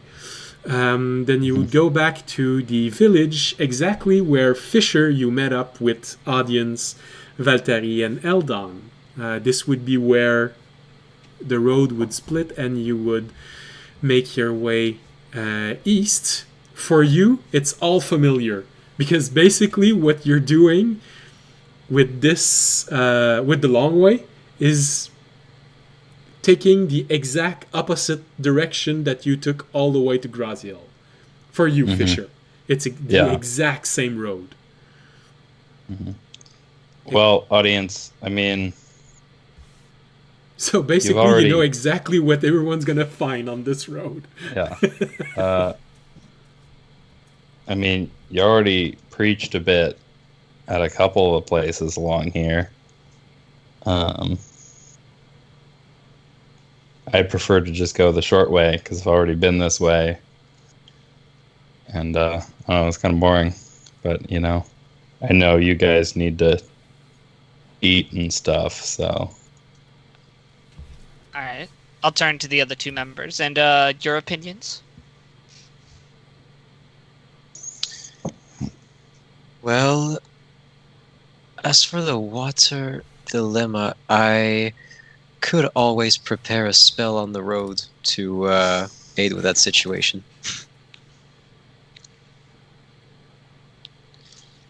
I see. Sorry, I was just looking through my stuff real quick. No, that's all right. Looking through spells is basically the lot of every cleric and wizard. Do I have a spell which can help? And then you lose them for half an hour because they're looking through their books. Yep. My big fuck off tome of cleric spells. Yeah. Okay. If you want, right. And if it's gonna help you, I have not during the stream, but after, I have a list of all the cleric spells in a PDF. D&D Beyond does too. It's just I need to see what I had prepared. That was it. Okay. All right. Guess I'll just. Clerics can prepare anything, right? No. They can prepare any spell that is on their list, but not on a list that is not on the... Yeah, that's what I meant. I But can't just cast my whole grimoire. They're not like at will. wizards or sorcerers. They can't, or they can prepare anything on their list. They don't. Yeah. Yep. Yeah. The difference between clerics and wizard is that for a wizard, he has to have written down the spell in his book before he can memorize it or prepare it. As for a priest, he knows all of the spells all the time. He just needs to prepare them. Yep. But they're not as flashy as those of the mage. I have create water now, but wizards have wish later, so. Yeah. We don't talk about that spell. Especially with me. You might regret it. I mean, divine intervention is like a wish, right? It kind of. Yeah. Deity Senpai notices me once every 7 days. Yeah. So whenever you're gonna say, "My God," I'm gonna answer, and this is going to be your answer for the week. Alright, I'll remove As this your- one. As your deity ponders whether they should put a restraining order on you. Yeah. To steal the joke. Yeah. Alright. So, do we wish to take the short way then? If we have our water bases covered, I can buy rations for the food.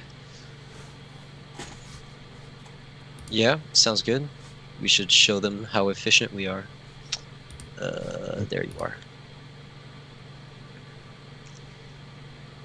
So since you're all preparing this, I'm gonna assume that you didn't mention that you talked to Valtteri because you know she's not gonna be there. So in that case, audience, you would know that Valtteri could have helped you, but right now she is feeling too overwhelmed by all of this, and she decided to build a small retreat inside the Arboretum where she's going to stay for a while. But because you were given an item at the beginning of the story for all of you, and it was meant to help you all, she decided to grant it to you. So audience, if you want, inside the homebrewed items, there's the elemental seedling that I asked Valtteri if she minded that you take it. Ooh. Okay. So you Right. I The- do remember the- the elemental The seedling. tree. Yeah, I know it's actually heard about it. really good. Yes, I want that. The only question is, does it grow in rock? There is a small description. I didn't write what elemental would appear because there is a small element of surprise that I was sure you were going to have done at least once, that I still Yeah, want you to be surprised by it. But the description of Our the tree friend object, just said a friend. the description of the object and how to use it is there. So homebrew, you said? It's a homebrew item. Elemental seedling. Okay, how do I add homebrew items? I don't actually know. Should already be added if it's part of the campaign, right? Yeah, anyone that accepted the link to the campaign has access to everything homebrew that I make. Yeah, I just have to look. Elemental. It's just in equipment. If you go to add equipment. Yeah, no, I'm just looking at. I'm trying to type it in and seeing if it's there. Oh, Should be. yeah. It is. Elemental. I'm staring at it. Oh, I'm typing it in. Give me a second. I got it. Sam and I have been through this before. No, I got it. You did it! Right here. I'm gonna read it. Okay.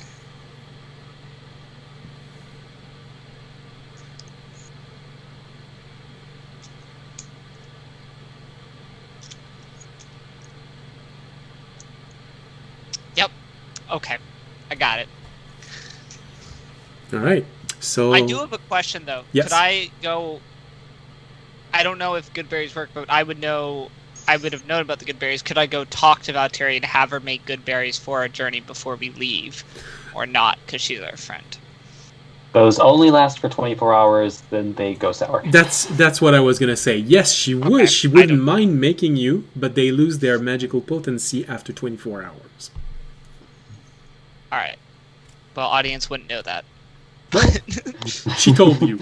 As she She was as she was giving you this small acorn, she also told you that, well, unfortunately, not elemental berries, good berries only last 24 hours.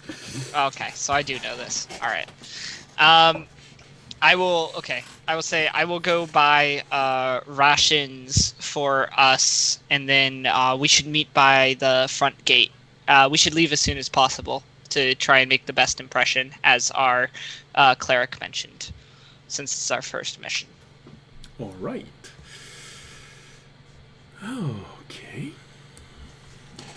So, you are actually going to take the...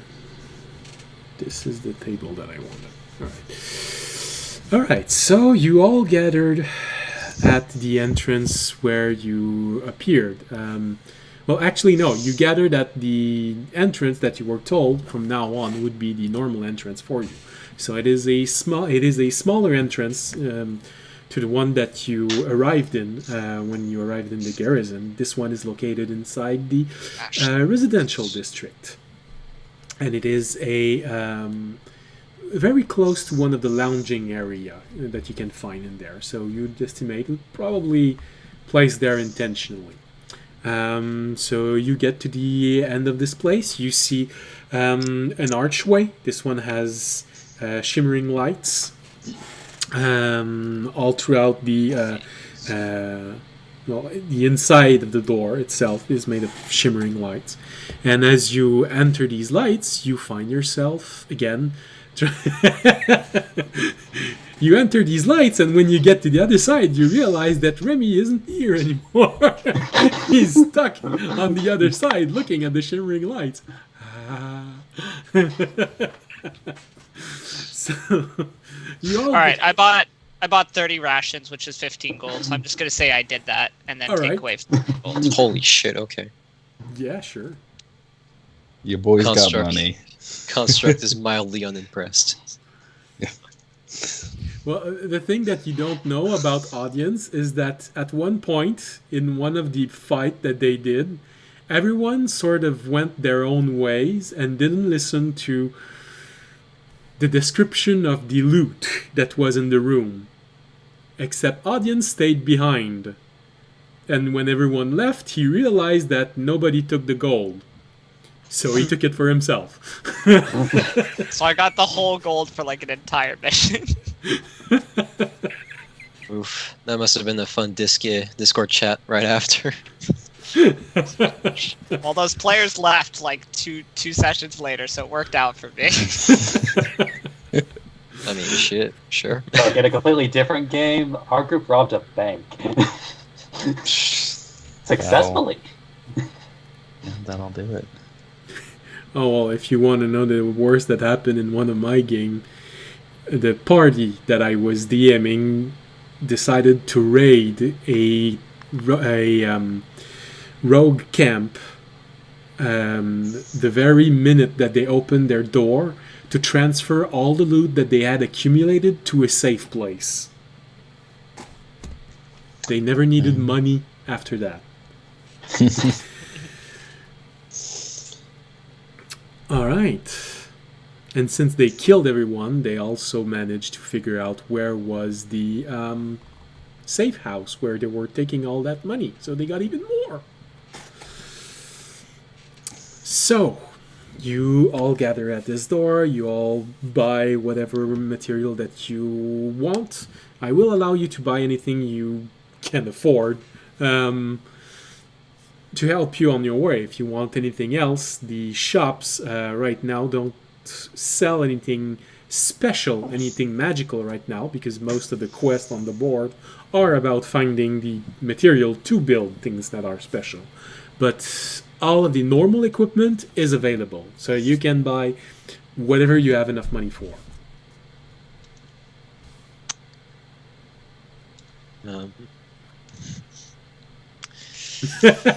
I'll talking about water. I'll take a water skin out of my backpack and be like, yeah, I don't remember getting this. Not sure why I have it, but if one of y'all wants it. You can buy another one and then carry water for someone else. Or transport an unknown liquid. Yeah. Unknown liquid that came from a construct. It inspires so much confidence. Party finds a Yeah, this a stuff jar just of kind of alchemy. leaks out of me sometimes. I don't know. Fantasy WD-40. Yeah. Fills the water skin with mayonnaise. Yeah. All right.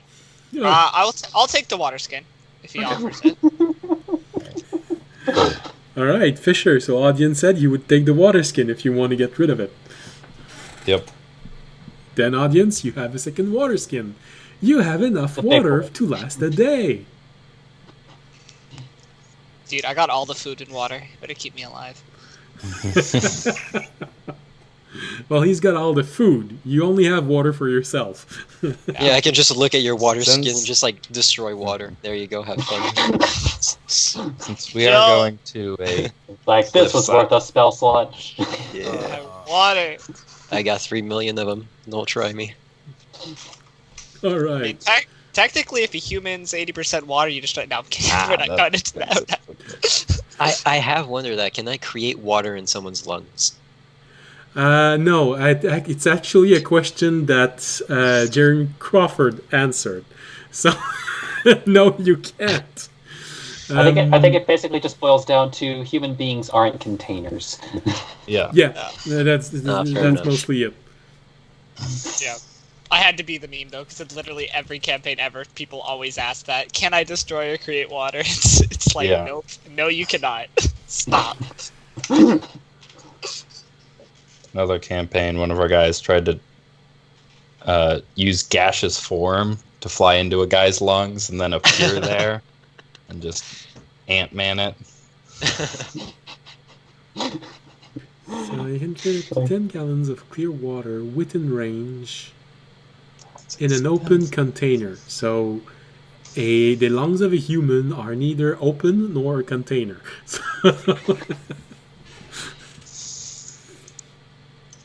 I'm gonna like rack my brain to find a loophole. Don't worry. Everyone tries that. But we Just did use establish stuff that that's if like you... that much. But we did establish earlier that if you use destroy water on an alcoholic beverage, you're going to end up with pure alcohol. We did That's fun. discover that. It's like a walking distillery. Oh, you can really mess with dwarves with magic, because with destroy water, you can turn all of their alcohol into pure alcohol, and also by using purify drinks, you can remove the alcohol inside a drink. Nice. Well, if you turn it all to pure ethanol, would the dwarves even notice? Good button. Some might, depending on when they are during their festivities. I mean, maybe prematurely born children might notice, but other than that, You know, it's Well, dwarven alcohol. I will say that as someone who has taken a shot of Everclear before, the main problem you start having is that it starts evaporating up your nose. Yeah. It's gonna burn. Alright, so you all find enough supplies to last you for a while. You could all make sure that you have at least 2 water skin. That way you only have to cast create water once a day. alright, I'll just go ahead and... Extra water skin. How much is the water skin? A water skin, if I remember, it's 5 it's silver. Yeah, it's not even a cut, it's not even a gold. no. Actually, I'm gonna. Where are the books? Add items. What? Oh, I never looked. Are the price written on the D&D Beyond? Yep. Oh, Yes, Yeah. for some items, not for all items. Water skin is 0.2 GP. So that would be 2 2 silver. silver. Yeah. Yep. Alright, water add skin. that. Yeah, 2 silver. Cool. Good thing, yeah, I got some change from the other guy. I have to break a gold to buy one. All right. So now you all have enough containers to keep yourself sustained for the duration of the trip. so long as you don't use all of your spells in a day. I mean, Are there any Yes. bodies of water along the path? If you take the short way, yes, at midpoint there is. Okay. Actually, you're even going to go through a bridge that gaps a very small area where the two main lakes, well, no, not two main, but two of the main lakes on Estrin are. They're connected by a small stream, and there's a bridge going over it, and you're going to go over that bridge. I have a question. Are we traveling? So when we first leave the garden, are we going to be going through mostly woods off of this? Nope, mostly plains. Okay. Plains Then and I would hills. not. Well, actually, let me think if I would. I almost definitely no, I wouldn't. Okay. No, that's good to know. Just checking. So most of your travel are going to be in plains and small hills. There's no forest. In the human territory, which is the center strip between the forest and the mountains, there are very few forests in there. Few lakes, few forests, few mountains. But it's mostly plains, field, hills, things like that. No, I just asked because now that I have the elemental seedling, audience would have remembered that the elemental that they helped before, and he wouldn't know how this works, but he would remember that the elemental they helped before could create portals through trees to travel distances quicker, but he would definitely not. I also rolled. He definitely would not like transfer that to possibly being able to do that with other terrains, so he wouldn't think of that. So All right. that's why I was asking. Okay. Yeah, so I don't need this anymore.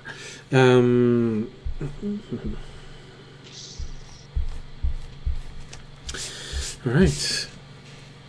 So you all gather at the exit, like I said, the shimmering, the gate of shimmering light. So you all go through this, and you find yourself in the field, the plain where you entered the garden. You see the arch from which you entered, and you see the very clear, very open field all around you. So you know from memory that you are maybe 2 hours of walk away from Grazil if you go straight south. Alright.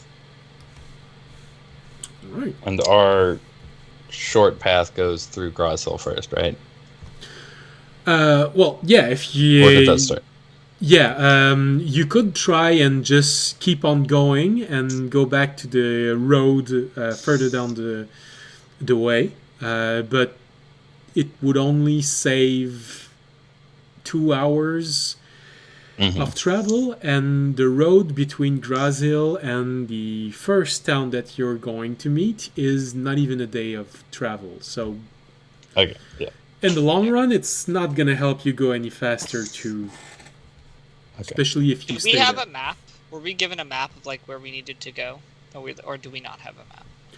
No, you weren't given a map, but you can certainly try and buy one, which is something I have been trying to have you do ever since this campaign started. Audience would not have thought to buy a map. That's going to have to be on whether one of you guys would have thought I to would, buy a map. yeah. I mean, because we were looking at a map, plotting where we were going to go. So it'd be like, can we get one of these to take with us? All right, so yeah, sure. The everyone inside the garden. Well, actually, there is a slight chance that they might have a map.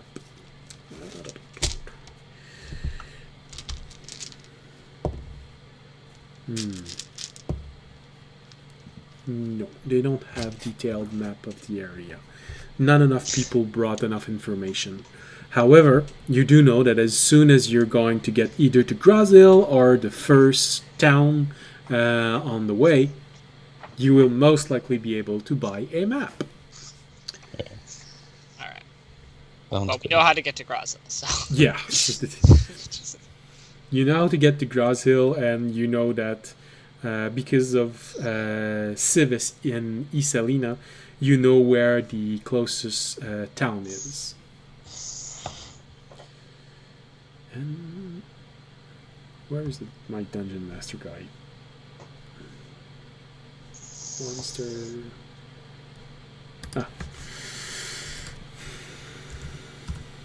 And usually a map is...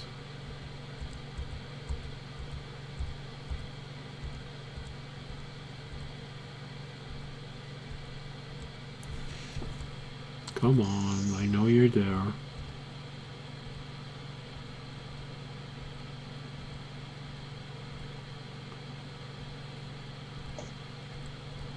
Oh, now you're just being mean. Someday I'll be living in a big old city, but all you're ever gonna be is mean.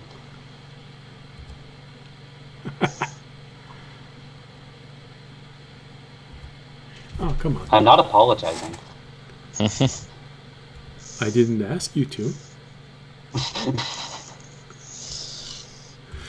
Alright, well, I was hoping that I'd find again because I know there is a price for maps in the Dungeon Master Guide, but I am not that good at finding things in books. Alright, so map are relatively useful and not something that a lot of people have. So depending on the size of the map that you want, the cost is going to vary. You could buy a map including the entire island of Estrin, or just the region in which you are. The prices can vary a lot. A map of the entire island chain will most likely be something like 10, 15 golds.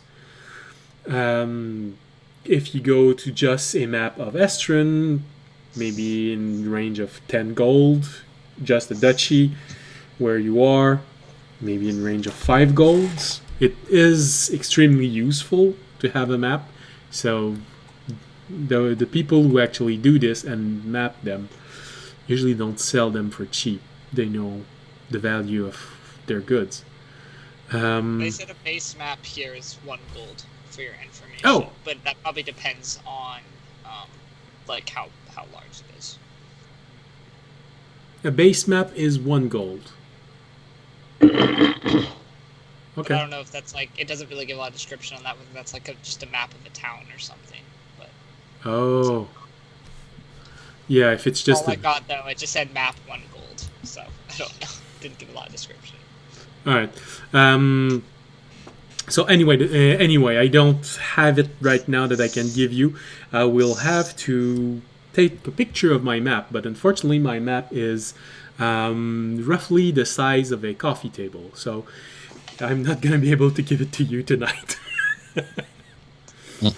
I'm just gonna have to take a picture of it, and I'll send it to you during the week. So, you get to Grazil very easily, 2 hours. Alright, so you spend a little bit of time figuring out how the quest board works, then getting to then eating.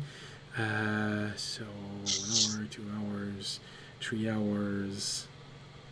So you would probably get to Grazil somewhere between noon and 1 p.m. If you just started to walk right away, you would most likely get to the closest and only other village town actually on the way there during the night. Or you can spend one day in Grazil and then leave in the morning.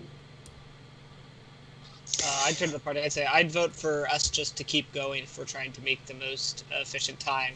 We know we're going to have to spend nights outdoors anyway. Might as well start early. Sounds good. That's all right with me. All right. Hold up, the stars are out, Raimi.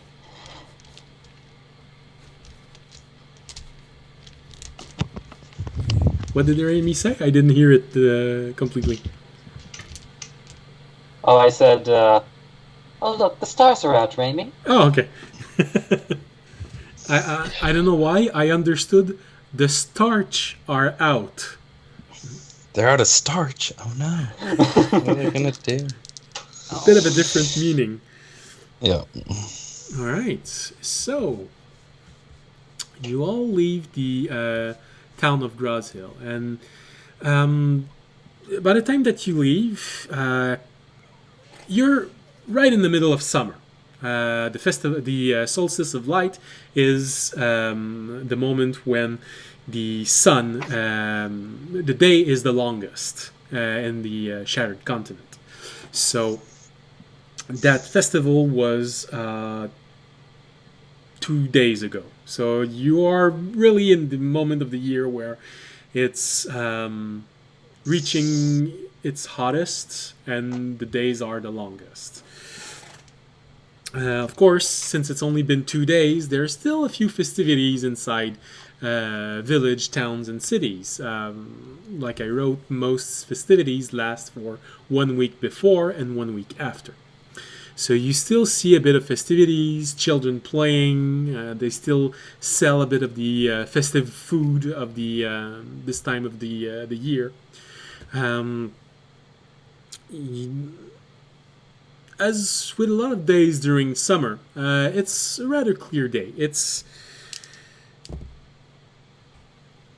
actually a very, very clear day. So it's probably going to be slightly uncomfortable walking because there's no cloud in the sky. So, but since you got there around noon, 1 o'clock, the worst is when you are in Groshill. So by the time that you're maybe midway there, after a few hours, temperature starts falling again, starts being a little bit more comfortable. Unfortunately, Raimi, you aren't really sweating a lot, but audiences. And so he is countering the flowery smell that you managed to add to yourself. Whenever you get too close to him, you... Oh... Yeah, especially as as time went on, like Raimi starts to get further and further back away.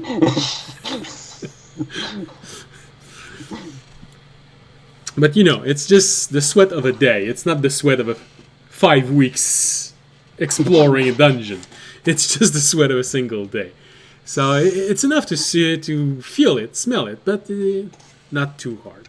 So by the end of the first day that you travel, no, I don't have any place here. All right.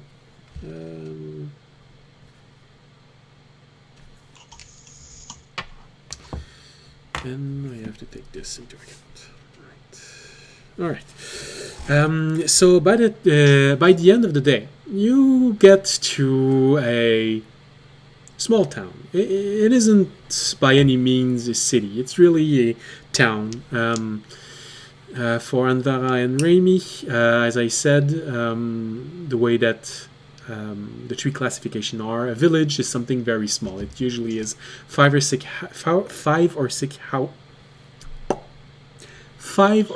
houses gathered near a town center, and maybe just as many houses further away where the fields are. When you fall into the category of a town, I'd imagine both of you have played Diablo 3 at least once. Yep.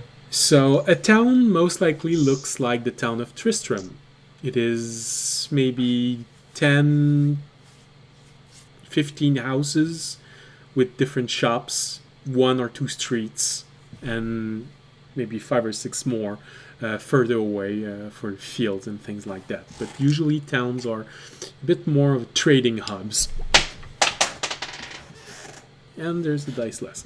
There are more like trading hubs where usually villages will go to buy more expensive material that their own blacksmith don't have the competence to do, because in small villages they can effect repairs, make small object, but you're not going to find someone who can actually forge a weapon or an armor in a village. It's something that you're going to find in a town.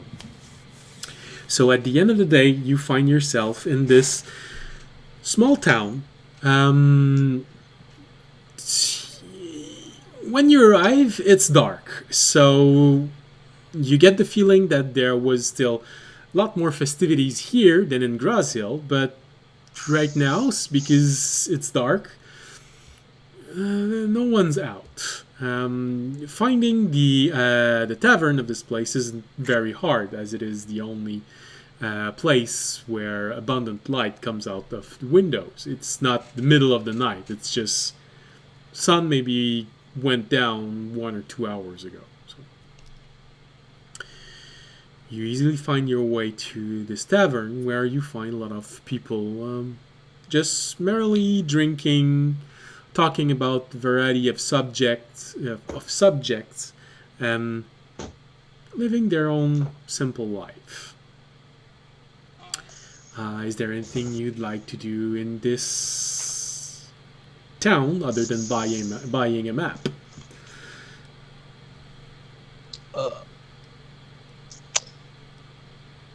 I was just gonna say, Anvara is gonna. I assume like I brought my item with me when I got my rucksack from my room. Yep. Okay, just because we just went over that, we got our stuff. I'm gonna just unwrap it and just like wrap it around my head like a turban to protect my head from the heat. All right. Would you like to describe what your turban looks like? Well, it's let's say if it like lengthwise, it's about 3 feet long by 4 feet high, and it's well, how would you even like give dimensions to something that's like curved at a certain spot? It's weird. So the object itself. It's a shoulder cloak. All Like right. think Ezio from Assassin's Creed 2. Okay. Kind of like that. Was that not what you had in mind when I? Oh, is no, it that's you? okay. That's okay. I really don't have any Alright. problem with it. All right. Well, it's was- white with the. Oh, hold on. Go ahead, I was sorry. I was just asking you to describe it so that people listening and also the rest of the group would have an idea. But since you were having problem describing it with numbers, just saying what it is and adjusting the size of it verbally can be enough. So this is why I was going Yeah. with this. I was describing a gnome's beach towel, but no, it's it's a shoulder cloak. It's mostly off-white with a embroidery around the center of a what looks like a large bird, a phoenix, if you will. The white is, I guess you could say, it's like close to what the ceiling in the Sam's camera is giving off, and the maroon a bit darker than the Skype hang-up icon. Okay. Just What give did you something say everyone was- can see. Embroidered in it? Yep. What did you say was it? The Uh, design with the embroidery? Or is it A just... phoenix, like it's like a Okay. simplistic drawing of a phoenix. It's simplistic, but like you can tell what it is, like what's meant to represent. Yeah. But it's not a shoulder cloak right now. It's a turban, just so I don't die of a heat stroke. Mhm. Well, elves are pretty resistant to the element. Actually, in past edition, they actually had resistance to heat and cold when it was the environment. So usually elves are pretty resistant. Pretty resistant to the I environment. didn't notice that in 5e. No, there's a lot of information like this in 5e that's not written in the stats because probably that they didn't want to let players be confused by, oh, you have a resistance against being cold, but it They don't doesn't want, do like- anything for save. Okay, yeah. Well, for the sake of wearing it, I'll just keep it on. No, that's all right. Since I wasn't aware that I had resistance. So it's simply a higher tolerance to the element Alright. that a human would have. Doesn't grant you any bonus on saves or things like that. Alright. So, but it still protects you from the sun. You know, it prevents you from getting Yeah. too hot in the head. So, just because you don't burn quite easily doesn't mean that it's not more comfortable. And anyway, you have a few bad memories about burning, so... Yeah. Alright, so... it is a small, normal village, meaning that the prices for a night there is pretty normal. Sorry, not village, town. So you have a few choices for room. Basically, the worst kind, the next worst kind, and something medium. Not for nobles, but for most peasant, they really can't afford it. So, which kind of room would you all buy? I know that Fisher doesn't need a room at all. He can just pluck himself down Do the my hall. creepy dude in the corner thing. Yeah. But Audience and Raimi probably need sleep, and Anvara, you would probably prefer being alone in a room for your trance and not do this when everyone's watching.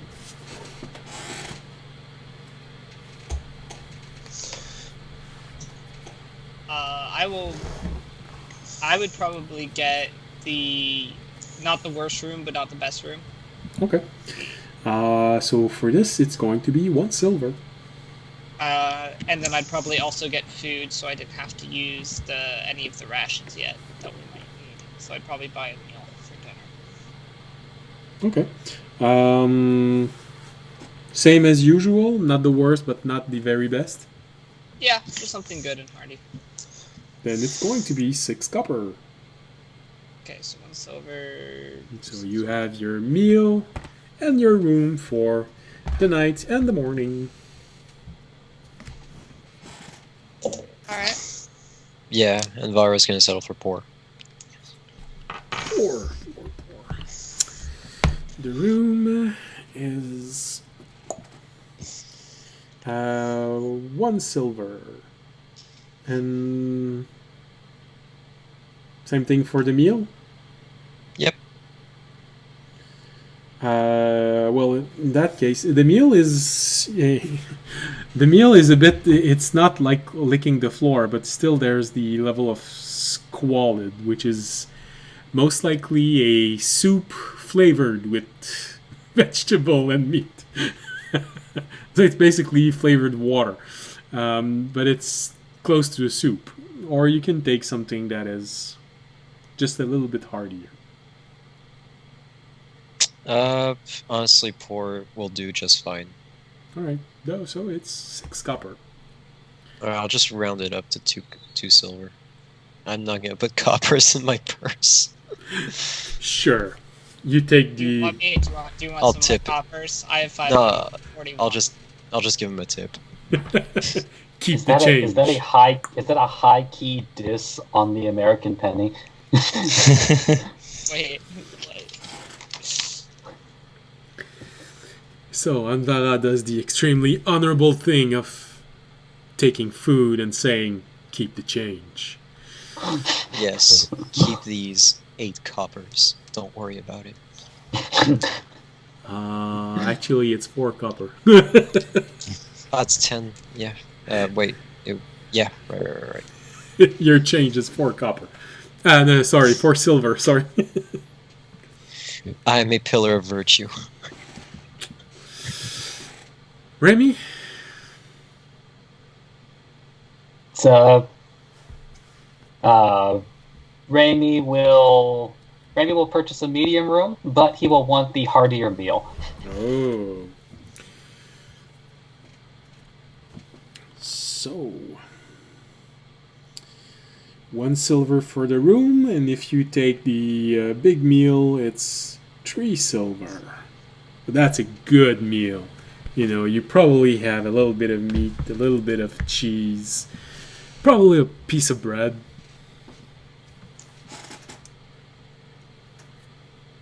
Yeah, it's just like Remy is very accustomed to trying to spoil himself when he can.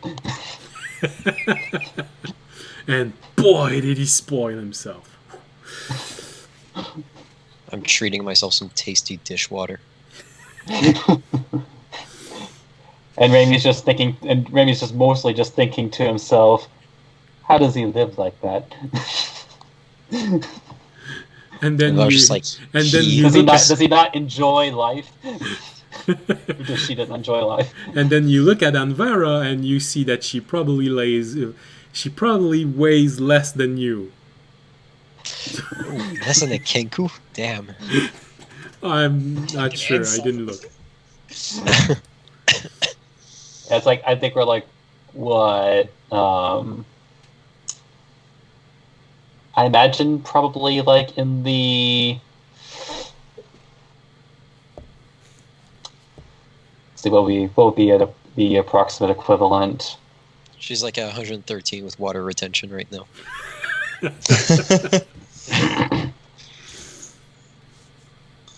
Because like I know in pounds I think they're supposed to be like in that 70 to like 85 range or something. Oh shit, really? I mean they're humanoid birds. Do you Oh, think they're you're talking about Kenkus. I thought you were talking about elves. I'm like, Oh no, not elves, no. weigh No. 70 pounds. Yeah. I was about to say like, you know, making a statement that the weighs less than Raimi, it's like I think you would literally be skin and bones. Yeah, I would not be able to hold my shield out on my mace. I weigh more than 3 times of both of you guys. Yep. Yeah, that's why it was not unrealistic for you to try to throw Raimi in the previous session. Well, that was Fisher, not me. Oh, excuse me. So yeah, Still elves usually weigh something adjacent to 100, between I'd say 100 and 120, and that's a male elf. Alright, I guess I'll just shave her down to 95. So basically, you're. Do you know how tall you are? Shit, I think I'm 5'5". All right. Some height disparity going on in this group. Yeah, we do. I just remember that Raimi sits the shortest at 5 foot. All right. So according to this, you'd be. I guess I got a bit more muscle than I thought. From lugging my shields and throwing Kenkus. Mm-hmm. So according to this, you'd probably be somewhere like 120s with all of your muscle and your good fitness. Alright, yeah, seems about right, but female, 5'5", she's buff as shit. She's extremely tall for an elf. 5? Oh, 5 Don't- foot's not tall. Don't elves, like... Yeah, elves are tall, aren't they? Yeah, elves Not hit in like Dungeons 6'2". and Dragons. In Dungeons and Dragons, they've never been tall. The base height of an elf is 4 feet 6, and you add Hang on. 2d10. What? Oh my god, okay, hang on. Wow. Orlando Bloom height. Well, you add Oh, that's adding the 2d10. yeah. It's how I it's did. always been something that I have a problem with. Dungeons and Dragons versus the universe of Lord of the Ring. Dungeons and Dragons has always tried to make human looks the biggest and tallest. Alright, fuck it. I'm 4 In the foot player's 8, handbook, and It says I they weigh range from 60 under pounds. 5. Sorry. You what? In the player's handbook, it says they range from under 5 to over 6 feet tall. Well, the And have slender builds. chapter 4, I believe that- chapter 4, personality and background, weight and height. The high elf has a base height of 4 feet 6, and you add to this 2d10. I believe there's guess- also just like variation depending on like the sub race of elf. Yes, high elf. It's well, not for the height, but for the weight. 5 to Yes. 6 feet. That's what I'm reading in the player's handbook. Is elves range from under 5 I have to over 6. Eladrin, so I'd be somewhere in the middle. Yeah. So, well, if you want to see this at the player's handbooks, it's page 121. Where are you at? I was looking at just 23. Yeah, I know. But later during the book, base, they actually yeah. give you numbers. So a high elf and a wood elf both are 4 feet 6, and you add 2d10s. Yes, I'm 5 foot and 70 pounds now. Man, she keeps getting like retconned. First her name was Keydis, now it's Tidis because we don't want to change the token. Oh, I really didn't mind changing that token, you know. All right, so we can go over your personal stat, height, and weight outside the stream. Yeah.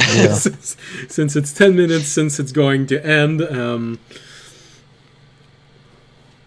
I'm just going to go ahead and say everyone got a nice night of sleep. Everyone paid. I'm not planning on making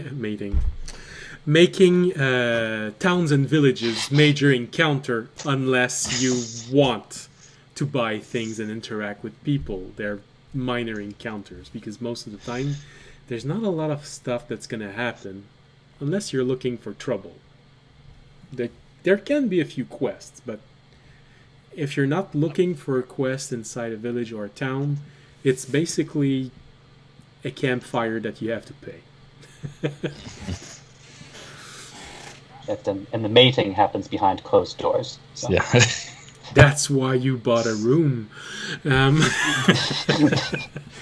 Audience That's 4 perks gold up. extra. Wait, what? What? We can mate here? Ami Ali, where are you? Oh, you didn't stick behind. You don't even know if she stayed with the garden. No, I don't. Gone forever. Well, which Temptress wanted to talk to me though. Oh, yeah. Right. Totally forgot. Yes. All right. So, We got the map, right? sorry. I don't think we've got the map yet. We have to go find the map. Okay. That's easy enough. In the morning, you can easily you just wait a few hours for everyone to finish their meal, and then their prayer, and then shops open, and you can easily find a map. So, how big of a map are you looking for? Are you looking for a map of the entire island chain, the island where you're on, or simply the region where you are right now?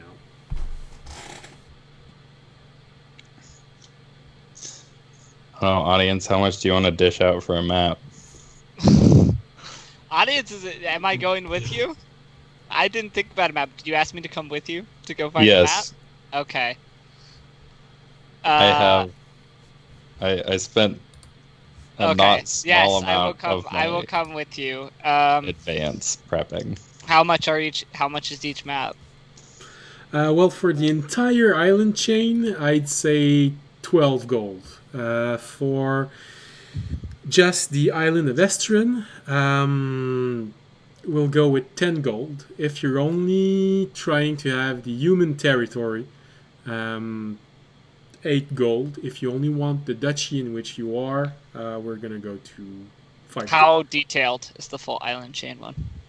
Is it like detailed, like with towns and everything, or is it just like an overall general map of all the island chains? Detailed enough that you can actually see things. On the map, you see the terrains, you see the different village, towns, and cities. You also see the roads. There are no names on it, on the villages, but there enough of a difference in the way that it's drawn that you can make a difference between city, towns, and villages. And they're okay. I'll buy the most expensive one because I actually think that will be useful. The entire island chain? Yeah. All right. And we'll just basically then use that for all of our quests. Yeah, sure. Big old map. All I'm gonna have to do is figure out a way to take a picture of my entire map without creating shadows on it. Okay. Because that's been my biggest problem. Every time I try to take a picture of the map, there's my shadow on it. Bro, I have like over 200 gold. I don't worry about money. I just get what I. Yes. I have Shelter of the Faithful. Was there a temple or a monastery that shared my faith in this town? A town? Yeah, there would be something a little bigger. Sweet. And the normal faith of villages is good or balance. So you would have... there would be an effigy of your god or goddess. You never told me if it's a god or a goddess. Inside the shrine. ¿Por qué no los dos? Sorry, I was reading chat. Oh, someone's talking in the chat? No, I meant Discord, sorry. Oh. Didn't mean to get your hopes up. Oh, There yeah. is something. Someone there's said someone. salute. Someone said salute. Oh, well. Someone said hi. I remember that much French. I mean, it's also Spanish, but it means something different. All right. I don't remember that much Spanish. Salute would be the, like, among, at least like if it's just like a word by itself, then you would usually use it for like the equivalent of cheers. But otherwise it refers to health. I said, tu salud es muy importante. Your health is very important. All right. So with that, you would probably have been able, with the feature of your background, you would probably have been able to sleep there without having to pay. Sweet. But only you. Yep. Right. So you And then can. maybe you didn't eat dishwater. I'm a paladin. What? I'm gonna refuse. Not kidding. Yeah, but your faith doesn't have... No, I know. You're not an acolyte. No, I know. but interestingly enough, Anvara can find a room for free in any shrine that that has her fate in it. But Audience can find shelter among most commoner because of his background. Oh, is he a folk hero? Oh, That would of make course he is. sense. Yeah. Oh, I That thought makes I thought it sense. was the stud buff in the background. I literally just walk through the door. I knock. I'm just like, "Hey, I'm good looking. Let me in." They're like, "Got you." He likes to think that's what it is. Kids, that's how I met your father. And then I never saw him again. Audience isn't a closer. It ends after episode 1. Not yet. Not yet, Andre. Not yet. Not yet. All right. So you buy the map. I will send it to you later on. Anything else you'd like to buy in the village before leaving? Nah, I just refill the water skins and do all that stuff. Easy enough to do. Alright, and you all leave the village, leave the town, and go on to this long journey that is 1 day, 2 days, and almost 3 days of walk. So, the first day is... Oh.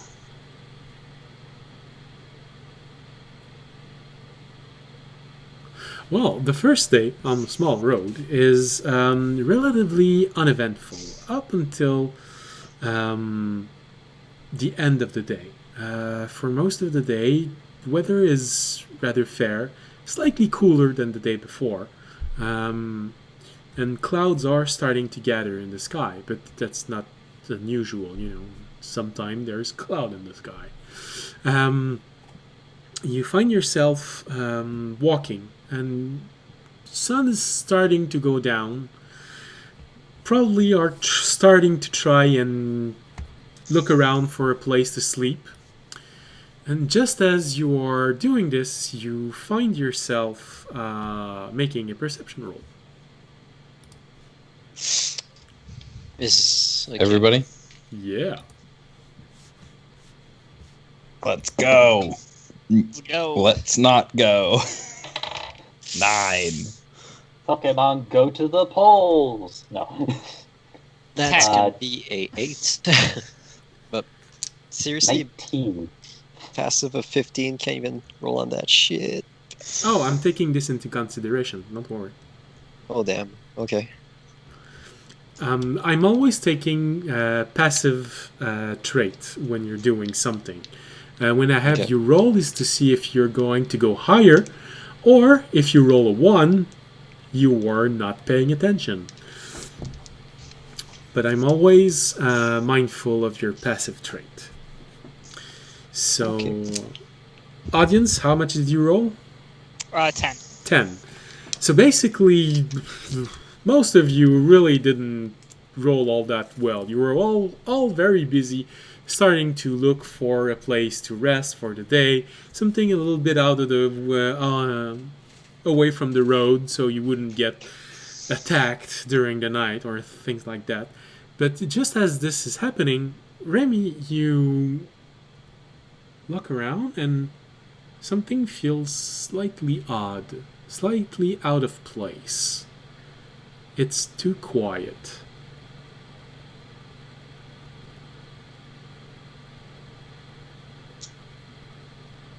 Usually at this time of the day, you would start hearing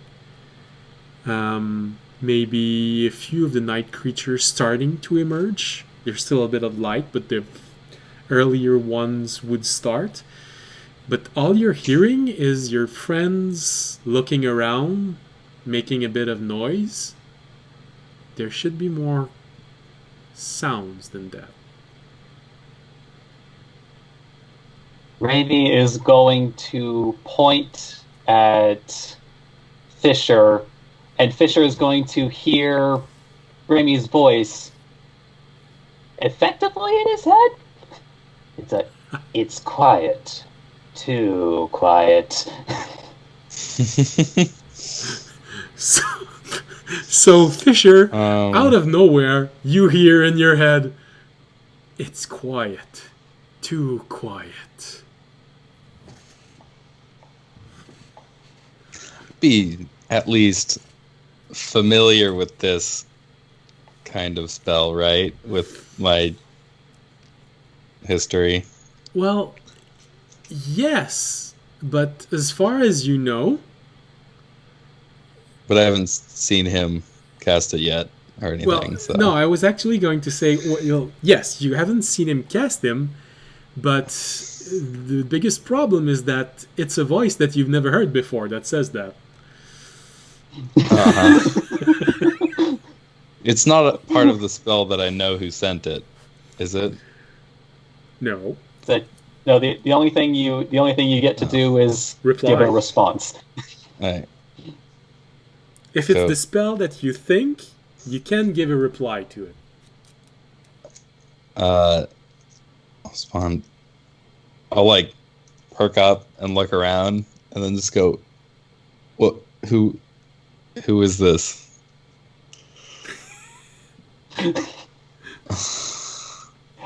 He's going to point at you again, a little frustrated, and it's like, from this point forward, you are Raimi.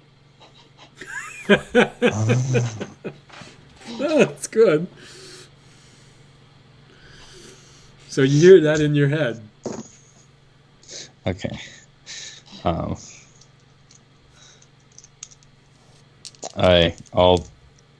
try and grab everybody else's attention and tell them to be quiet. How do you do that? How close are we all together? Well, you're starting. Within arms, are they like? Could I just like whip a hand out and pat somebody, or is it? Well, you were at the end of the day. You were probably starting to look around. Audience and Anvara, would you be the kind of person to walk in a very tight formation throughout an entire day, or you would be, 5, 6, 7 feet away from one another? Anvara is a responsible citizen who practices social distancing, so she'll be at least 6 feet away from the nearest person. Good publicity. Quality. It's a good placement. Actually, so that was another one, right? So I can reply again. Yes.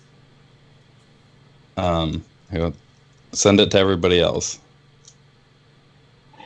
Raimi nods and sends, I guess with the original perception he had, would he approximately know where Invada and Audience are? Oh, yes, sir. They're not Yeah, trying to hide. He sends the same message to Invara. Yeah, just follow the jiggling of the chainmail. Alright. I turn and look at Raimi. Or just the sound of the jiggle of her ass cheeks as she. Oh no! The jiggle of my. No, but she's thin. Yeah, I'm like 80 pounds. She ain't thick. Well, what if it all went to one place? Nah, it's all in my brain. It's the heaviest part of my body. It's like it's These quiet. tangents, man. Yeah. Like you repeat the message. So with your passive perception, it's high enough to beat anyone passive stealth. So you know exactly where everyone is that is not trying to hide. It's like So you can sends the same message to Invara. It's quiet, too quiet. So Anvara, you hear this voice in your head that you've never heard before say, "It's quiet, too quiet."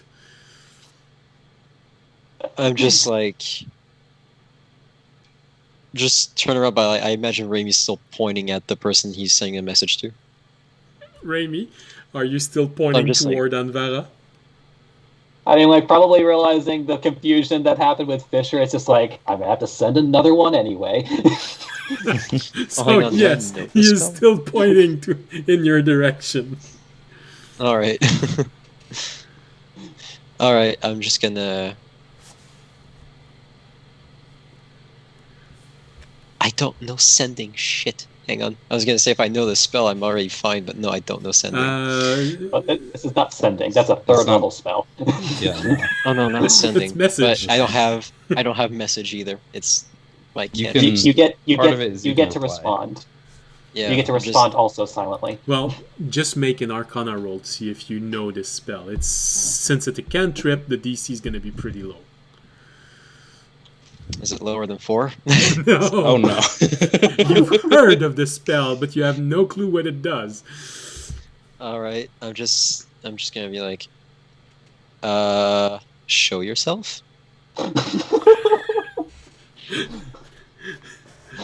Raimi, do you send the same message to audience? Feeling disheartened, but he feels like it's the responsible thing to do. He's going to reluctantly point it at audience. It's like, it's quiet. Too quiet. Audience, oddly enough, this is not the first time that you hear a strange voice talking in your head.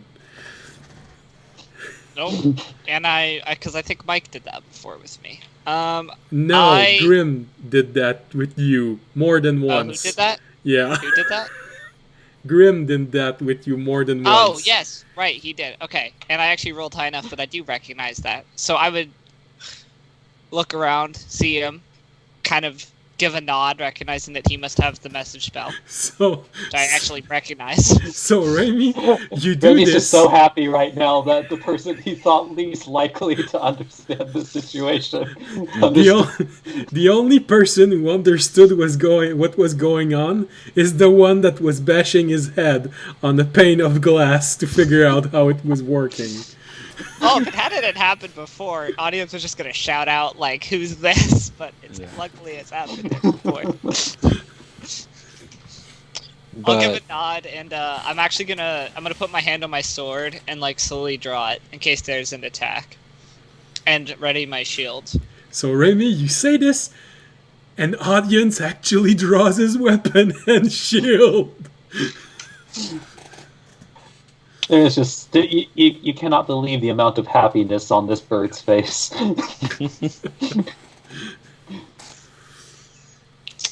But you said my passive perception could detect their stealth. No, unfortunately, it is not high enough. I thought that's what you said. All right. Not enough to detect what is going on around you, but high enough to detect where your friends are. Oh, great. That's not ominous at all. Also, wait. So I'm actually going to start after I draw my weapon. I'm going to start kind of moving back closer to the main group. All right. So Remy, you do this, and you see Fisher confused, Anvara confused, audience preparing for battle and drawing closer to you to protect the group. I figured it out after the first one. Yes, but should that be a point of is that a point of pride that you had to get two messages to put it together compared to audience's one? Is that a point of pride? You know what? And Anvara, you sort of realize what's going on when you see Fisher and audience drawing their weapons. Oh, I'm not drawing any weapons. Okay, well, audience draws his weapon and shield, and Fisher seems to be on alert. Alright, so since I'm not going to do a fight 12 minutes outside of the normal time of the broadcast, we're going to end this here and most likely start with a fight the very next session. Audience will talk his way out of it. Yeah. He's not big character. Dude. No surprise round today, bitches. My other campaign so far, we've talked our way out of fighting a rock and now a tree. Oh, you'd be surprised everything that my players have ever managed to find a way out of a battle by talking. I am the Zorax. I speak for the trees. All right. See a group try to run Tomb of Annihilation and get back on the boat to leave. No, I got a better one. But I know every rock and tree and creature has a life, has a spirit, has a name. Feels familiar for some reason.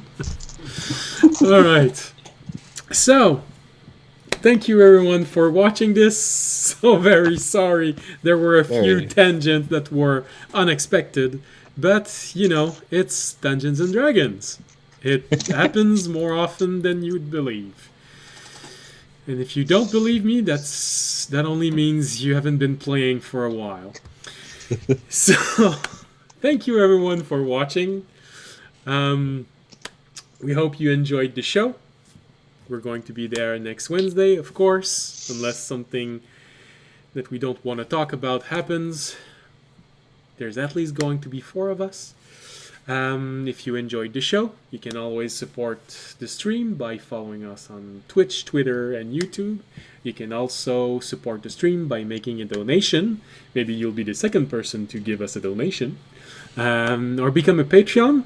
I know I'm a bit late on the Patreon because there's been a few new rules with taxes, and I've been reading all this document and making sure everything's properly placed on my Patreon, so I'm a bit late in placing the stream in there.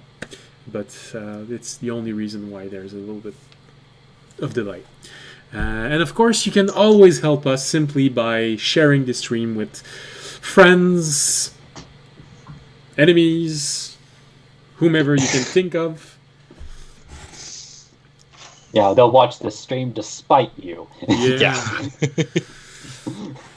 Only because they want to know what you know. Mm-hmm. And then know that they know something that you might know that they don't know. Yeah. Keep your friends close, but your enemies closer. Always. As they say. It's the best ways to strangle them. So Why do you think me Is and that why Drake you love live so with much? your parents, Sam? Oh, I was going a different way with it. Alright. See you all next Wednesday. Be safe, be healthy, especially in these times. See you all. Bye. See ya. See ya. Good night.